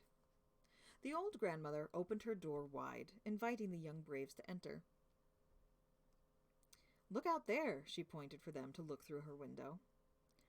A beautiful, wide prairie stretched before their eyes. great herds of buffalo were grazing contentedly. The young hunters could hardly believe what they saw. The old grandmother brought each of them a stone pan full of buffalo meat. How good it tasted, as they ate and ate until they were filled. To their surprise, more buffalo meat remained in their stone pans.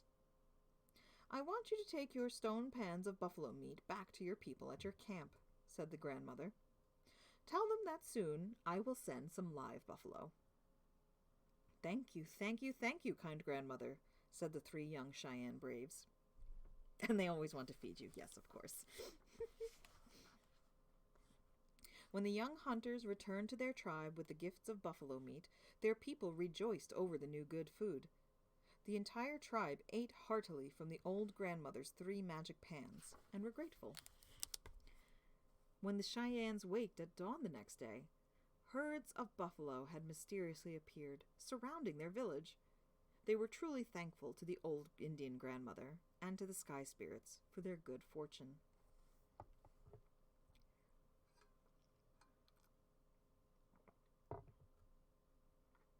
Oh, how the buffalo hunt began.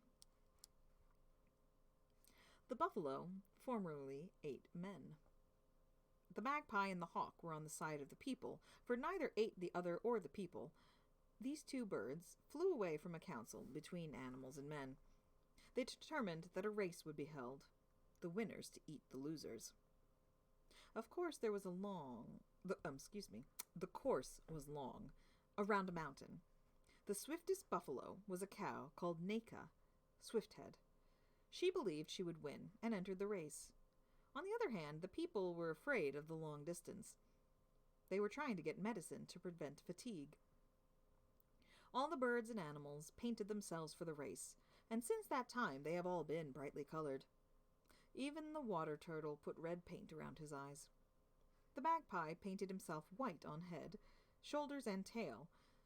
At last all were ready for the race, and stood in a row for the start. They ran and ran, making some loud noises in place of singing to help themselves to run faster. All small birds, turtles, rabbits, coyotes, wolves, flies, ants, insects, and snakes were soon left far behind. When they approached the mountain, the buffalo cow was ahead. Then came the magpie, hawk, and the people. The rest were strung out along the way. The dust rose so quickly that nothing could be seen. All around the mountain, the buffalo cow led the race, but the 2 birds knew they could win and merely kept up with her until they neared the finish line, which was back to the starting place. Then both birds whooshed by her and won the race for man.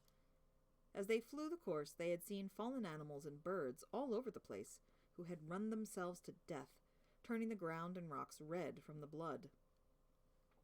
Creepy. The buffalo then told their young to hide from the people who were going to hunt them, and also told them to take some human flesh with them for the last time. The young buffaloes did this, and stuck that meat in front of their chests beneath the throat.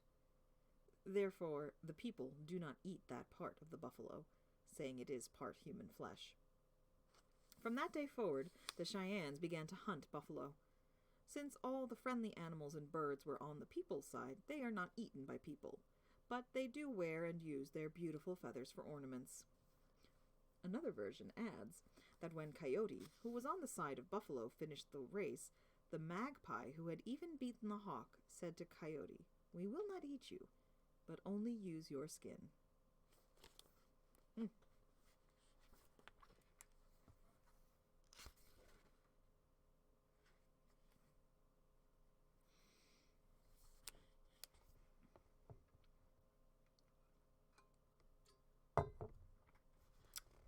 This one is called Falling Star, also from the Cheyenne.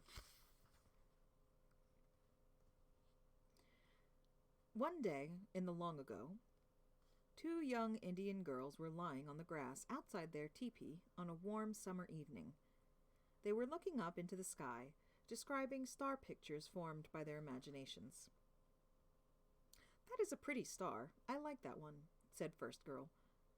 "I like that one best of all. Over there." Second girl pointed. First girl pointed to the brightest star in the sky and said, "I like the brightest one best of all." That is the one I want to marry." That evening they agreed to go out the next day to gather wood. Next morning they started for the timbered area. On their way, they saw a porcupine climb a tree. I'll climb the tree and pull him down," said First Girl. She climbed, but she could not reach the porcupine. Every time she stretched her hand for him, the porcupine climbed a little higher. Then the tree started growing taller. Second girl below called to her friend, "Please come down. The tree is growing taller." "No," said First Girl, as the porcupine climbed higher and the tree grew taller. Second girl could see what was happening, so she ran back to the camp and told her people. They rushed to the tree, but First Girl had completely disappeared. The tree continued to grow higher and higher. Finally, First Girl reached another land. She stepped off the tree branch and walked upon the sky. Before long, she met a kindly-looking, middle-aged man who spoke to her. First Girl began to cry. "Whatever is the matter? Only last night I heard you wish that you could marry me. I am the brightest star," he said. First Girl was pleased to meet Brightest Star and became happy again when she got her wish and married him. He told her that she could dig roots with the other star women, but to beware of a certain kind of white turnip with a great green top. This kind she must never dig. To do so was against the medicine, against the rules of the Sky Chief. This seems to be a common thread. You marry this magical man, and he's got a room you can't go into, or a food item you can't eat, or something you can't dig out of the ground. Why do they always do that? Just... Why? Every day, First Girl dug roots. Her curiosity about the strange white turnip became so intense that she decided to dig one of them up. Who didn't see that coming? It took her a long, long time. When she finally pulled out the root, a huge hole was left. She looked into the hole, and far, far below she saw the camp of her own people. Everything and everyone was very small, but she could see lodges and people walking. Instantly, she became homesick to see her own people again. How could she ever get down from the sky? She realized it was a long, long way down to the earth. Then her eyes fell upon the long, tough grass growing near her. Could she braid it into a long rope? She decided to try, every day, pulling more long grass and braiding more rope. One time her husband, Brightest Star, asked, "What is it that keeps you outdoors so much of the time?" "I walk a great distance, and that makes me tired. I need to sit down and rest before I can start back home." At last, she finished making her strong rope, thinking by now it must be long enough. She tied one end of the rope to a log that she rolled across the top of the hole as an anchor. She let down the rope. It looked as though it touched the ground. She lowered herself into the hole, holding on to the braided rope. It seemed to take a long time as she slowly lowered herself until she came to the end of the rope. But it did not touch the earth. For a long while she hung on, dangling in midair and calling uselessly for help. When she could hold on no longer, she fell to the ground and broke into many pieces. Although she died, her unborn son did not die because he was made of starstone and did not break. A meadowlark saw what happened and took the falling star baby to her nest. There the lark kept him with her own baby birds. When they were older, Falling Star crept out of the nest with the little birds. The stronger the birds grew, the stronger grew Falling Star. Soon all of them could crawl and run. The young birds practiced their flying while Falling Star ran after them. The young birds could fly anywhere they wished, while Falling Star ran faster and faster to keep up with them.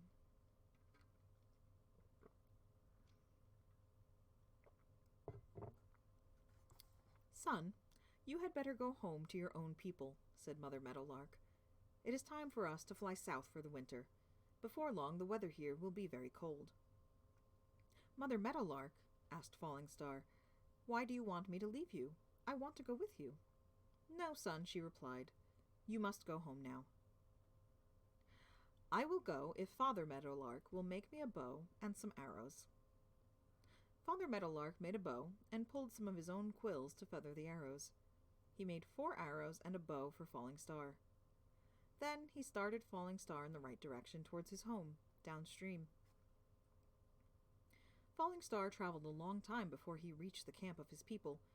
He went into the nearest lodge owned by an old grandmother. "Grandmother," he said, "I need a drink of water." "My grandson," she said to him, "only the young men who are the fastest runners can go for water. There is a water monster who sucks up any people who get too close to it. Grandmother, if you will give me your buffalo pouch and your buffalo horn ladle, I will bring you the water." "Grandson, I warn you that many of our finest young men have been destroyed by the water monster. I fear that you will be killed too." But she gave him the things he asked for. He went upstream and dipped water, at the same time keeping watch for the monster. At the very moment Falling Star filled his bucket, the water monster raised its head above the water. His mouth was enormous. He sucked in his breath and drew in Falling Star, the bucket, water, and the ladle. When Falling Star found himself inside the monster's stomach, he saw all the other people who had ever been swallowed. With his starstone, he cut a hole in the animal's side. Out crawled all the people, and Falling Star rescued his pouch and ladle for his grandmother, taking her some cool fresh water. "My grandson, who are you?" she asked, marveling at his survival. "Grandmother, I am Falling Star. I killed the monster who has caused our people much suffering, and I rescued all the people who had been swallowed." The old woman told the village crier to spread the good news that the monster was dead. Now that Falling Star had saved the camp people there, he asked the grandmother, "Are there other camps of our people nearby?" "Yes, there is one further downstream," she said. Falling Star took his bow and arrows and left camp. The fall of the year had now arrived. After traveling many days, he reached the other camp. Again, he went into an old grandmother's lodge and sat near her fire. "Grandmother, I am very hungry," he said. My son, we have no food. We cannot get any buffalo meat. Whenever our hunters go for a buffalo, a great white crow warns the buffalo, which drives them away." "How sad," he said. "I will try to help. Go out and look for a worn-out buffalo robe with little hair. Tell your chief to choose 2 of his fastest runners and send them to me." Later, the old woman returned with the robe and the 2 swift runners. Falling Star told them his plan. "I will go to a certain place and wait for the buffalo. When the herd runs, I will follow, disguised as a buffalo in the worn-out robe. You 2 runners chase me and the buffalo for a long distance. When you overtake me, you must shoot at me. I will pretend to be dead. You pretend to cut me open and leave me there on the ground." When the real buffalo arrived, the white crow flew over them, screaming, "They are coming! They are after you! Run! Run!" The buffalo herd ran, followed by a shabby-looking bull. The 2 swift runners chased the old bull according to plan. All kinds of birds, wolves, and coyotes came toward the carcass from all directions. Among them was the white crow. As he flew over Falling Star in disguise, he called out shrilly, "I wonder if this is Falling Star." Time after time, the crow flew over the carcass, still calling, "I wonder if this is Falling Star." He came closer and closer with each pass. When he was close enough, Falling Star sprang and grabbed the legs of the white crow. All of the other birds and animals scattered in every direction. When Falling Star brought the captive white crow home to the grandmother, she sent word for the chief. "I will take the white crow to my lodge. I will tie him to the smoke hole and smoke him dead," said the chief. From that moment on, the good Cheyennes were able to kill many buffalo, and they had plenty of buffalo meat for all their needs. The people, in gratitude, gave Falling Star a lovely lodge home, and a pretty Indian maiden waiting there to become his wife. They remained all of their lives with the Northern Cheyenne Indian tribe.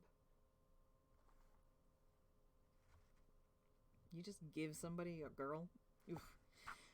Well, I guess things were different, yeah, on all that. But also, like, don't pick a turnip if he told you not to pick a turnip. Like, you're gonna fall and break into a million pieces. Don't do that. I seem to be out of water. I know it is 4 o'clock, and usually this is where I would stop, but I do want to keep going a little bit longer today. Get a few more stories in, maybe from the West Coast, perhaps. Thank you so much. I'm going to sound like a broken record, but thank you for donating. If you have donated, I appreciate it so much. If you can, please share the link. Let people know what's going on. I am going to take just a little break, and then we shall be back again with a few more stories before I end the stream for the day. All right. Thank you much. I'll be back in just a few minutes.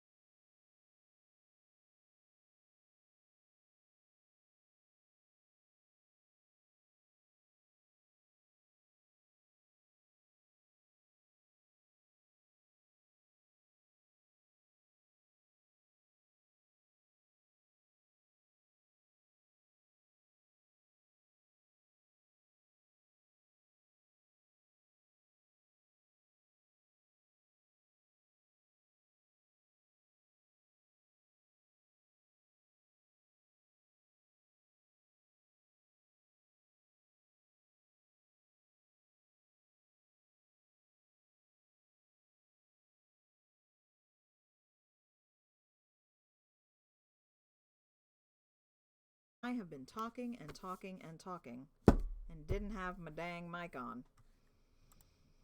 Woof. Yes, it's off. I fixed it.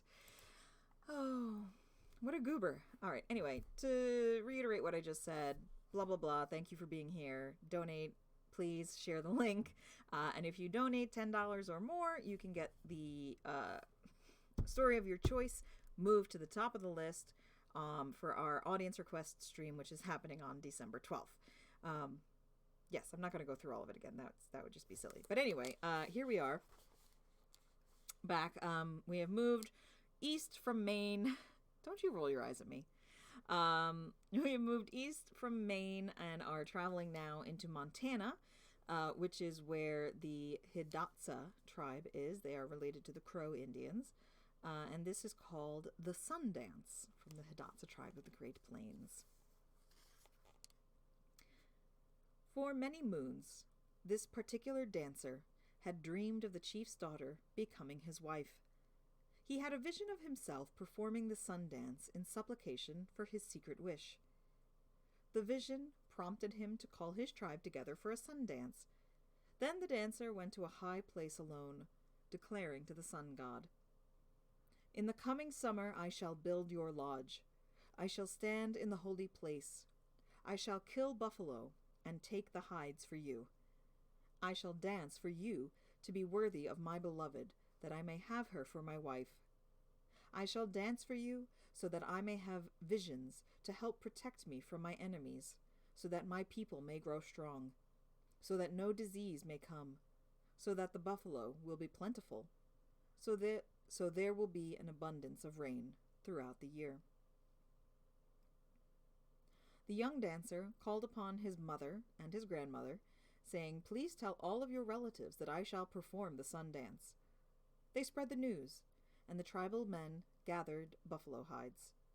These they brought to the tribal women for curing. The dancer provided feasts for all who came to the celebration of his sun dance. When everything was in readiness, the dancer took a buffalo robe to the priest, one of his father's clansmen, who was experienced in presiding over the sun dance ceremony. The priest represented the sun god. Before him, the dancer placed his buffalo robe and offered his pipe, saying, "Wise one, I have come to you for guidance. I wish to obtain the blessings of the sun god." The priest accepted the pipe and replied, "I am glad, my son, that you have come to me. I will aid you in this ceremony."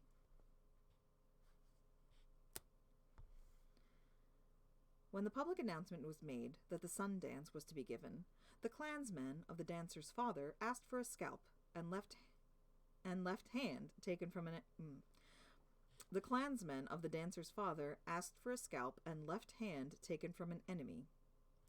Sometimes both of these items were offered freely by a relative or purchased for a high price. Before raising the sun pole, a fresh buffalo head with a broad center strip of the black hide and tail were fastened with strong thongs to the top crotch of the sun pole. Then the pole was raised and set firmly in the ground, with the buffalo head facing toward the setting sun. The sacred lodge was built by the dancer and his clansmen. Men who owned medicine bundles brought them into the lodge of the priest. The dancer furnished each man with a buffalo robe upon which to lay his sacred bundle. The dancer selected a favorite bundle that might be a red foxskin, for example, and for which the owner might ask the dancer for a token. The tribal singer took the red foxskin and held it toward the burning incense. Then he touched it to the body of the dancer and to that of his mother and grandmother. Then he replaced it in front of its former owner. In this manner, the dancer bought many of the medicine bundles and paid what the owners asked, in addition to his gifts of buffalo robes upon which rests each medicine bundle. By this time, the singer had learned the sacred songs in the manner of painting that each medicine required. The singer taught the dancer the secrets of each medicine that the dancer bought. Some protect against enemies. Some are good luck in contests, and some are for success in love and in hunting. When the dancer had bought what he desired, the men went out, carrying his gift of the buffalo robe. After construction After construction of the Sun Lodge, the priest took the enemy's scalp and left hand and raised them to the north wind, south wind, east wind, and west wind, saying, I have often taken these in combat. May you have protection against your enemy always, giving them to the dancer. Young men, who are the fasters and have their flesh pierced, arrived and went into the Sun Lodge. Each carried his medicine bundle and an armful of sage. They crossed to the south side of the lodge, and each chose a place for his sage. They hung their medicine bundles on short sticks stuck in the ground in front of their stage. The dancer took the bundles that he brought and piled them on a buffalo skull. The singer began the chants of mystery in a slow, measured rhythm. The incense then was burned. The dancer trembled from excitement. The priest took white paint, holding it in the incense smoke for a moment, and smeared it over the body of the dancer, and drew a white circle around his face. To complete dressing the dancer, the priest hung a medicine hoop on his back, held by a cord around his neck. On his head, the priest placed a band of jackrabbit skin, with the head dropping over his left ear. An eagle-down feather was tied to the dancer's scalp lock, pointing backward. A whistle made of eagle bone was hung around the dancer's neck. Meanwhile, the fasters opened their medicine bundles, burned incense, painted themselves, and adorned themselves as they were taught by their elders and guardian spirits. Those having no medicine smeared themselves completely with white paint. Each faster had an eagle bone whistle hung from his neck and carried a shield and lance. The singer painted himself and placed raven feathers in his hair. He arranged himself in front of the buffalo skin suspended from the sun pole. He extended his arms towards it, rubbing his body as if receiving some special power from the buffalo. Medicine men arranged themselves south of the entrance to the Sun Lodge. The old women of the tribe who prepared the spot for the sun dance, together with the medicine women, sat on the north side, all come to pray and to fast. The relatives of the young male fasters entered, carrying food. Each faster took a bowl full of the food to a clansman of his father. Then came the challenge to the fasters' bravery. They approached the priest and the singer. 2 small slits were cut in the shoulder skin of each young man presenting himself. Through the slotted skin, a leather thong was threaded with a wooden pin attached to the end, preventing the thong from pulling out of the slotted skin. The other ends of these thongs were attached to the top of the sun pole. The priest and singer twirled each faster 4 times, his feet barely touching the ground. Then the faster swung free, twisting and circling around the sun pole, but he dared not touch the thong with his hands. Any attempt to break the taboos was frowned upon by all his people as a lack of courage and endurance. Oof, I don't know. I don't think I could endure that, that's for sure. When the faster finally broke loose from the sun pole, he fell to the ground. Priest and singer placed him gently on his bed of healing sage. There he remained, and fasted from 2 to 4 days. Well, good to know you could tap out at 2 days. Any dancer must first have been a faster in an earlier sun dance. The dancer danced back and forth continuously toward the sun pole in the circle, as long as a faster was attached to the sun pole.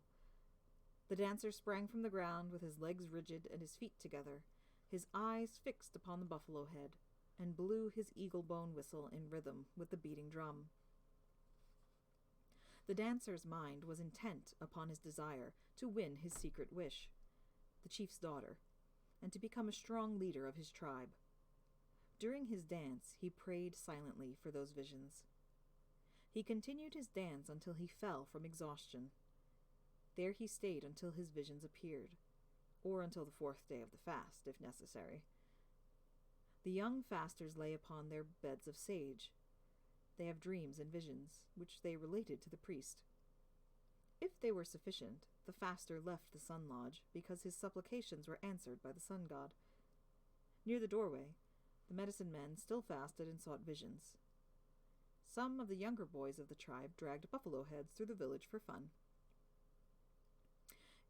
If it was seen that a faster cannot break away from the sun pole and might be in danger, he was cut loose honorably. At the end of the 4th day, only a few fasters still seeking visions remained. The exhausted dancer was taken to his lodge. If he or any fasters wished to continue the sun dance, the sun lodge was permitted to stand for them. Otherwise it was torn down. Only the sun pole with the buffalo head on top was left to mark the spot of the traditional sun dance.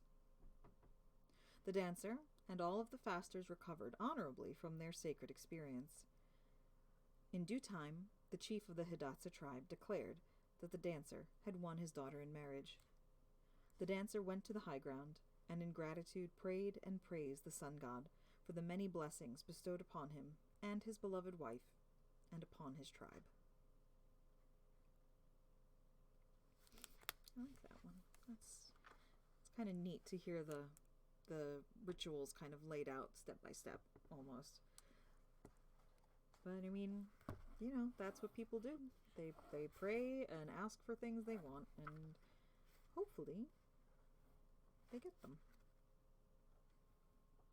All right, we're going to move on. We're going to move to the southwest. So let's see.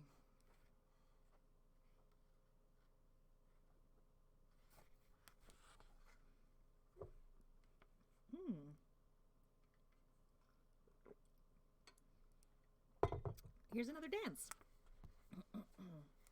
This one is in the southwest, so this is an Apache medicine dance. It says Hikaria Apache. I'm not very good with Spanish pronunciation, I gotta be honest. I tend to make it Italian. I'm assuming it's Spanish. I could be wrong. I don't think it's Jicarilla, though. Hikaria, we'll say Apache. At present, there are no men or women among the Hikarias who have the power to heal the sick and perform other miracles that entitle them to rank as medicine men or medicine women. At least none who are in active practice and are popular. This being the case, medicine feasts have not been held for several years on the reservation.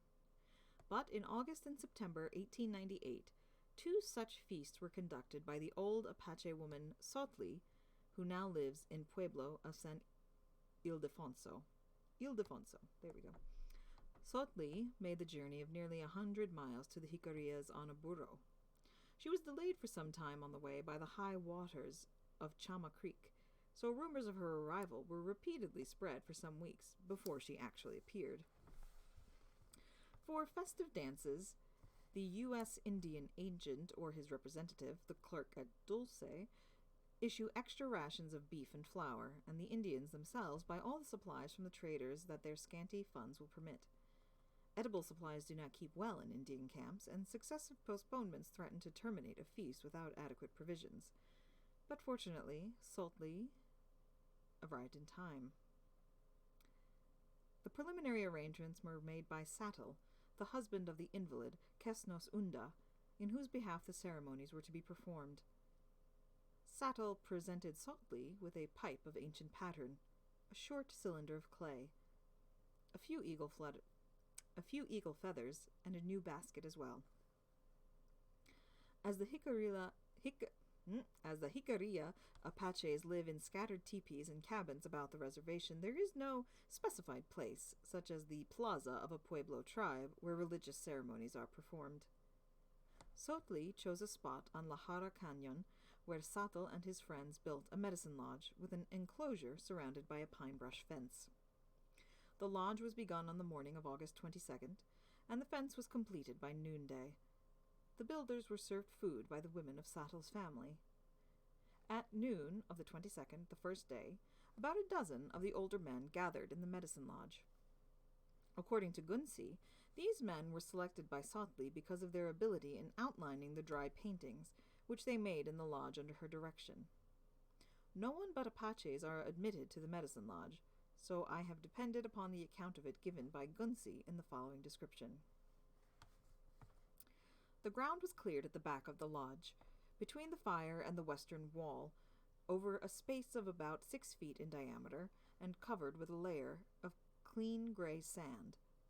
The sand painting the first day contained the figures of snakes only, having their heads directed toward the west, with the exception of the sun symbol, which was drawn each day during the ceremony around a shallow hole 6 or 8 inches in diameter at the center of the painting.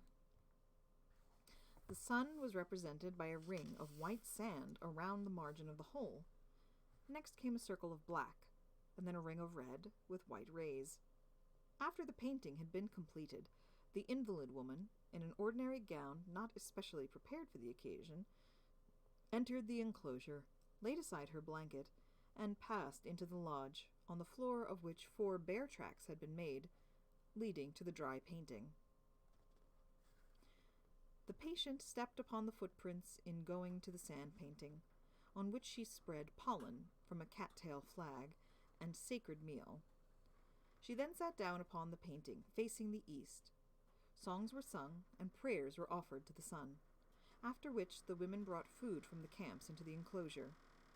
Those within the lodge seated themselves around the wall and were served by the doorkeeper, who began at the left and carried food to each in turn. After all were served, the doorkeeper gathered a morsel of food from each and threw it outside the enclosure as a sacrifice to the sun. Then the doorkeeper joined the others in the lodge and ate his food, as did the invalid. All others dined within the enclosure. The remaining food was gathered for the next meal. The men carried the food vessels from the lodge into the enclosure, later removed by the women. When darkness fell in the evening, the men again painted snakes in the medicine lodge where a fire had been built. A young pine tree was placed at the right and another at the left of the sand painting. The children were then expelled from the enclosure. The patient entered, again as in the morning, offering pollen and meal, then seated herself upon the painting. A terrifying figure rushed into the semi-darkness of the lodge, lunged toward the invalid, but seemed unable to reach her, gave forth 2 or 3 cries similar to those uttered by a bear, and then made his exit. Spooky. Gunsi admitted, "I was frightened, although I knew it was only one of the men in disguise, who had been painted black with charcoal and covered with pine branches. He wore no mask. Since the invalid suffered from snake and bear disease, the painting with prayer meal and pollen offerings represented snakes, and the bear was called upon to drive away the disease. While the bear was in the lodge, the singing men yelled at the top of their voices to scare the bear. The invalid fell shaking to the ground. An eagle feather was waved rapidly to and fro about her head as she continued to rise, fall, shake, and cry out. I thought she was dying. Sotli then placed a live coal in a dish of blue cornmeal and allowed the invalid to inhale the smoke. This quieted her some, as she sat upright but staring just like a drunk. Sotli then handed her the medicine pipe filled with Mexican tobacco. After smoking this, the patient seemed to recover her senses. 2 or 3 songs concluded the day's serious part of the ceremony. The patient then moved to the north side of the lodge and remained there for the rest of the evening. An old buffalo hide was spread over the sand painting. The sacred basket given to Sotli was inverted with the hide over the hole in the center of the painted area. The hide was then doubled over the basket, and the margin of the hide was held down by the feet of the men sitting around it. The white basket was ornamented with conventional red butterflies. The patient removed her moccasins from a tight bundle and used them as drumsticks, striking 4 times upon the basket drum as a signal for the whole encampment to gather inside for the dance. 2 notched sticks were placed upon the basket drum, a black one on the east and a white one on the west. The sticks were laid with one end resting upon the drum and the other upon the ground. A tarsal bone of a deer was rubbed across the notches, at the sound of which the young women began to dance. The women occupied the southern portion of the enclosure, and the men arranged themselves along the wall opposite them. The lodge was brilliantly lighted by a circle of fires inside the wall. The women's dance was ended by a repetition of the same drum signal by which it had begun, 4 strokes upon the drum casket. When again the drum sounded, those afflicted with ailments of any kind placed their hands upon the affected part of their bodies and made a hand gesture of casting off the disease. When the sticks were scraped again, the women chose partners from the men and boys and all danced together. This became the lighter aspect of the ceremonies. Serious thoughts, the desire to propitiate the gods, and the awe inspired by the priestess and the deity, symbolized by the bear, all gave way to light-hearted merrymaking spirit, which by no means exhausted itself before the sound of the drum ceased, about midnight, and the voice of one of the old men within the lodge was heard, directing the assembly to disperse. Second-day ceremonies resembled those of the first, except the figures outlined upon the sand were of bears, foxes, and other animals, with here and there a snake.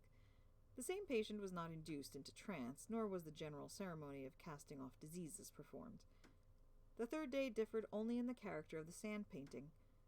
Animals differed from those of the previous days. Sotli forbade representation of the horse or elk at any time. On the fourth day, the figures of 2 deities were drawn in the dry painting, along with all kinds of animals. A black circle outside the painting symbolized the ocean. The program of the evening consisted of 2 groups of men, painted and dressed in the manner prescribed by the rites in the tradition of the Hikarias. One party of 6 men were the clowns, with bodies and limbs painted with white and black horizontal rings. Ragged remnants of old blankets served as loincloths. On necks and shoulders appeared necklaces and festoons of bread, which had been baked in small, fantastic shapes. 4 wore old buffalo skin caps, with the skins sewed to look like buffalo horns, projecting laterally and downward. To one horn was attached an eagle feather, to the other a turkey feather. 2 men dressed their hair in the shape of horns. The other group of 12 men, painted white with oblique black stripes extending downward from the inner corners of their eyes, wore necklaces and an eagle feather in their hair. Bands of pine brush were wrapped around their waists, arms, and ankles. Ooh, that sounds itchy. As on the other evenings, the women began the dance, then the general dance followed, in which the women selected their partners from among the men. Then the 2 deities entered the enclosure and marched directly to the medicine lodge, around which 4 circuits were made in a sunwise direction. The 12 then took positions on the south side of the pathway from the gate to the lodge. Clowns created much amusement for everyone. The dance continued until sunrise. As the disk of the sun rose above the mountain tops, every man, woman, and child present joined in the dance. The ceremony again took on a serious nature, as the sun's rays, clear and bright in that rare and arid atmosphere, lit up the valley, and the whole band of Hikaria Apaches marched out in line of the enclosure toward the sun. Sotli led the way, carrying the 2 young pines from the ends of the dry sand painting, along with the sacred basket containing the meal. Each person marched past the old medicine woman, took a pinch of the meal from the basket, and cast it upon the pine trees. The line was reformed facing the lodge, and then one of the older men stepped forward and shook his blanket 4 times. At this signal, all shook their blankets to frighten away diseases, and then ran into the enclosure. The ceremonies ended. Every teepee in that vicinity must be moved at once. The invalid was cured, but Sotli warned her not to sleep on a rope or string, or the disease would return. No one should sing the medicine songs for some time, or a bear would kill the offender. Severe illness would overtake the 12 should they forget and sleep with their heads toward any clay vessel. Sotli accepted food only as remuneration for her services. Her terms were known in advance, so a considerable quantity of provisions were laid aside for her. The only article of food that was taboo during the 4-day celebration was bread baked in ashes. I did not see the invalid after the feast, but when I left the reservation 3 weeks later, the Indian of whom I inquired all insisted that she was then in perfect health. Very interesting. All right. What time is it? 4:36. All right. We are going to do one more story. I'm going to pick one from the Northwest, as that is the part we have not covered yet. So let me take a look. I'm going to pick one.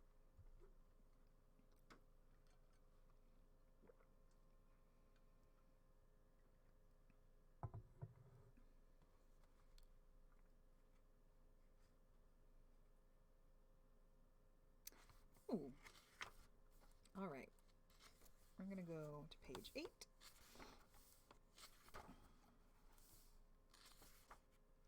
It's a little bit of a longer one as well, but that's okay. For those of you who don't know, I lived a little while in Portland, Oregon, and this one is about the Multnomah Falls, which is not very far. All right, so for those of you who are here, who have joined us as I was reading that last story, I'm Jess. I am Bardic Belle on Twitter, and I am currently doing a donation stream, a charity stream for the Association on American Indian Affairs. And we have a goal today of $200. We are at $105 at the moment. Any little thing you can spare helps. If you can't donate, I understand. And I would appreciate you sharing the link.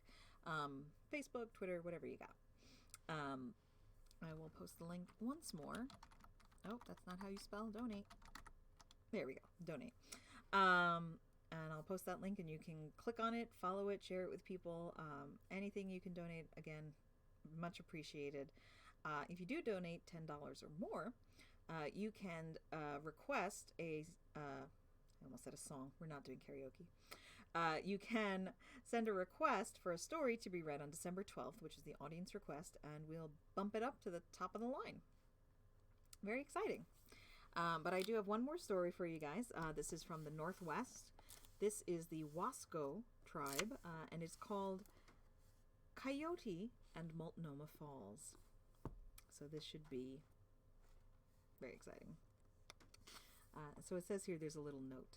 The big river, or great river, in the stories of the Northwest Indians is the Columbia, and the big shining mountains are the Rockies. All right. Coyote and Multnomah Falls. Long, long ago, when the world was young and people had not come out yet, the animals and the birds were the people of this country. They talked to each other just as we do, and they married too.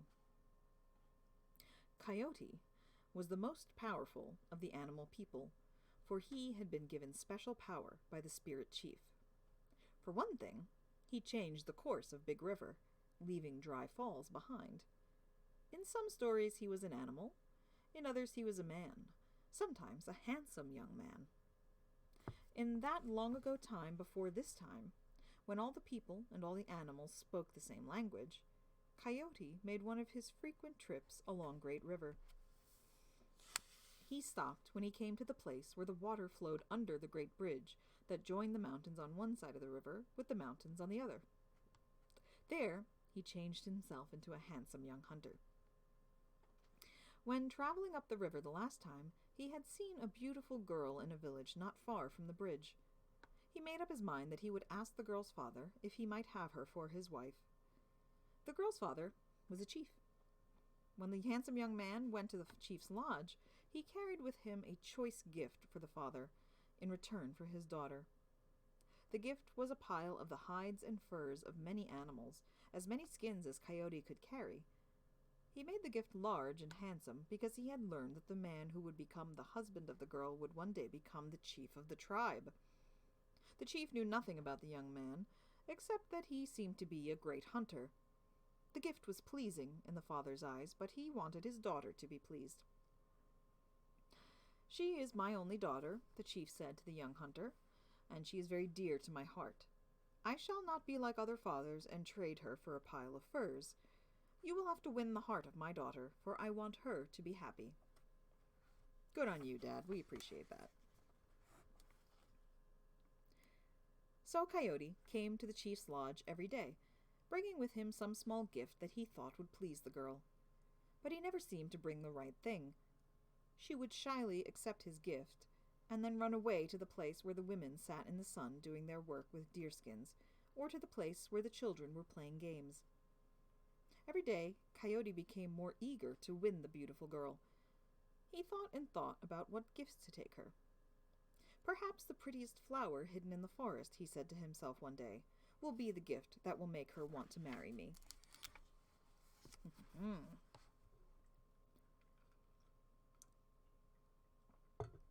He went to the forest beside the great river and searched for one whole day. Then he took to the chief's lodge the most beautiful flower he had found. Erzebna! Oh, thank you. Oh, you tipped me. Oh, how lovely of you. Thank you so much. I appreciate that.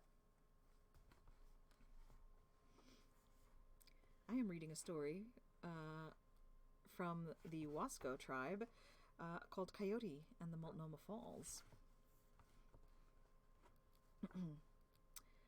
Here we are. I have looked all day for this flower for your daughter, said Coyote to the chief. If this does not touch her heart, what will? What gift can I bring that will win her heart? It didn't quite go into the donation, but I can put it through in your name, perhaps. Nope, that's the wrong command. Donate. There we go. So the donations go through Tiltify. Rip, thank you. You're welcome. It's okay. I appreciate it. The thought means everything. I'll go ahead and put through the donation for you. Don't apologize. I get distracted and talk to people all the time. Just ask Eliza. Okay. All right, so what gift can I bring that will win her heart, he asks. The chief was the wisest of all the chiefs of a great tribe. He answered, Why don't you ask my daughter? Ask her today what gift will make her heart the happiest of all hearts. After the two finished talking, they saw the girl come out of the forest. Again, Coyote was pleased and excited by her beauty and her youth. He stepped up to her and asked, "Oh, beautiful one, what does your heart want most of all? I will get for you anything that you name. This flower that I found for you in a hidden spot in the woods is my pledge." Surprised, or seeming to be surprised, the girl looked at the young hunter and at the rare white flower he was offering her. "I want a pool," she answered shyly. "A pool where I may bathe every day, hidden from all eyes that might see." Then, without accepting the flower that Coyote had searched for so many hours, she ran away. As before, she hurried to play with her young friends. Coyote turned to her father. "It is well. In 7 sons I will come for you and your daughter. I will take you to the pool she asked for. The pool will be for her alone." For 7 sons, Coyote worked to build the pool that will win the heart of the girl he wished to marry. First, he cut a great gash in the hills on the south side of the river.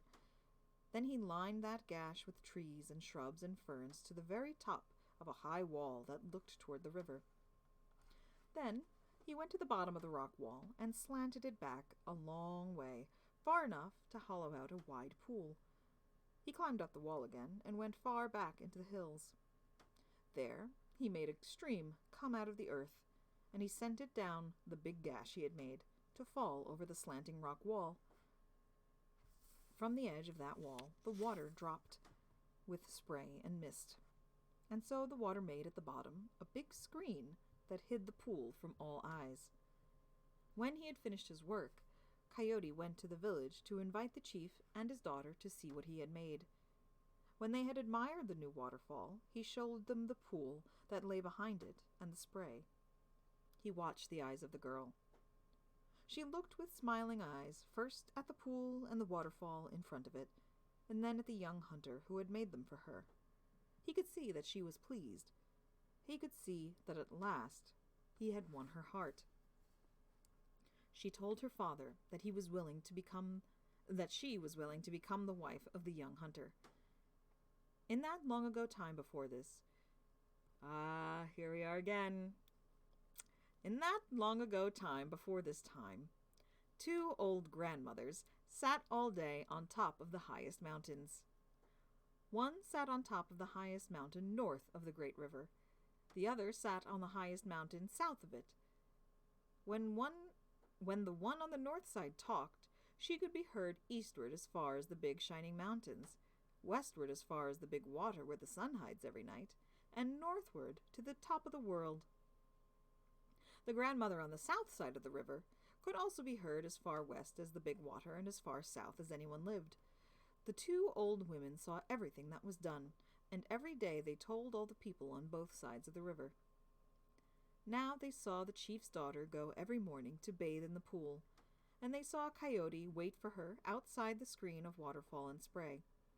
The old grandmothers heard the two sing to each other and laugh together. I know, nosy old grannies, that's what they do. They sit at their window and lean out the ledge. The old grandmothers heard the two sing to each other and laugh together. The grandmothers laughed at the pair, raised their voices, and told all the people what they saw and heard. Soon the chief's daughter knew that all the people were laughing at her. All the people from the big water to the shining mountains. All the people to the top of the world and to as far south as anyone lived. She was no longer happy. She no longer sang with joy. One day she asked Coyote to allow her to go to the pool alone. The old grandmothers watched her go behind the waterfall. Then they saw her walk from the pool and go down into the great river. Her people never saw her again. Coyote, in a swift canoe, went down Great River in search of her. He saw her floating and swimming ahead of him, and he paddled as fast as he could. He reached her just before she was carried out into the big water where the sun hides at night. There the two of them, Coyote and the girl, were turned into little ducks, little summer ducks, floating on the water. That was a long, long time ago, but even today, when the sun takes its last look at the high cliff south of Great River, two summer ducks swim out to look back at the series of waterfalls that dash down the high mountain. They look longest at the lowest cascade and the spray that hides the tree-fringed pool behind them. If those who want to understand will be silent and listen, they will hear the little song that the chief's daughter and Coyote used to sing to each other every morning after she had bathed in the pool. The song begins very soft and low, lifts sharply to a high note, and then fades gently away. The Multnomah Falls are beautiful. They really are. It's a wonderful little trip outside of Portland. But as it is almost 5 o'clock here tonight, I think I will be calling an end to my stream. Thank you, thank you, thank you so much to everybody who donated, to everybody who shared the link, and to everybody who just came to hear some good stories. Next week, again, I will be doing Arthurian Legends. Then after that is audience request night, afternoon, I suppose. Again, if you donate $10, your request will be sent to the top of the list. But otherwise, you can send them to me via the Discord, which is now linked in the chat. You can email them to me, thebardicbelle@gmail.com. You can also tweet at me. My Twitter handle is Bardic Belle. There you go, right there on the screen for you. But again, thank you so very much. I really appreciate you guys for being here for me. I have so much fun doing these streams and chit-chatting and just sharing some good stories. That's what I'm here for. But I think that is going to do it for me today. I am quite done in, as they say. But I hope you enjoyed the stories, and I will see you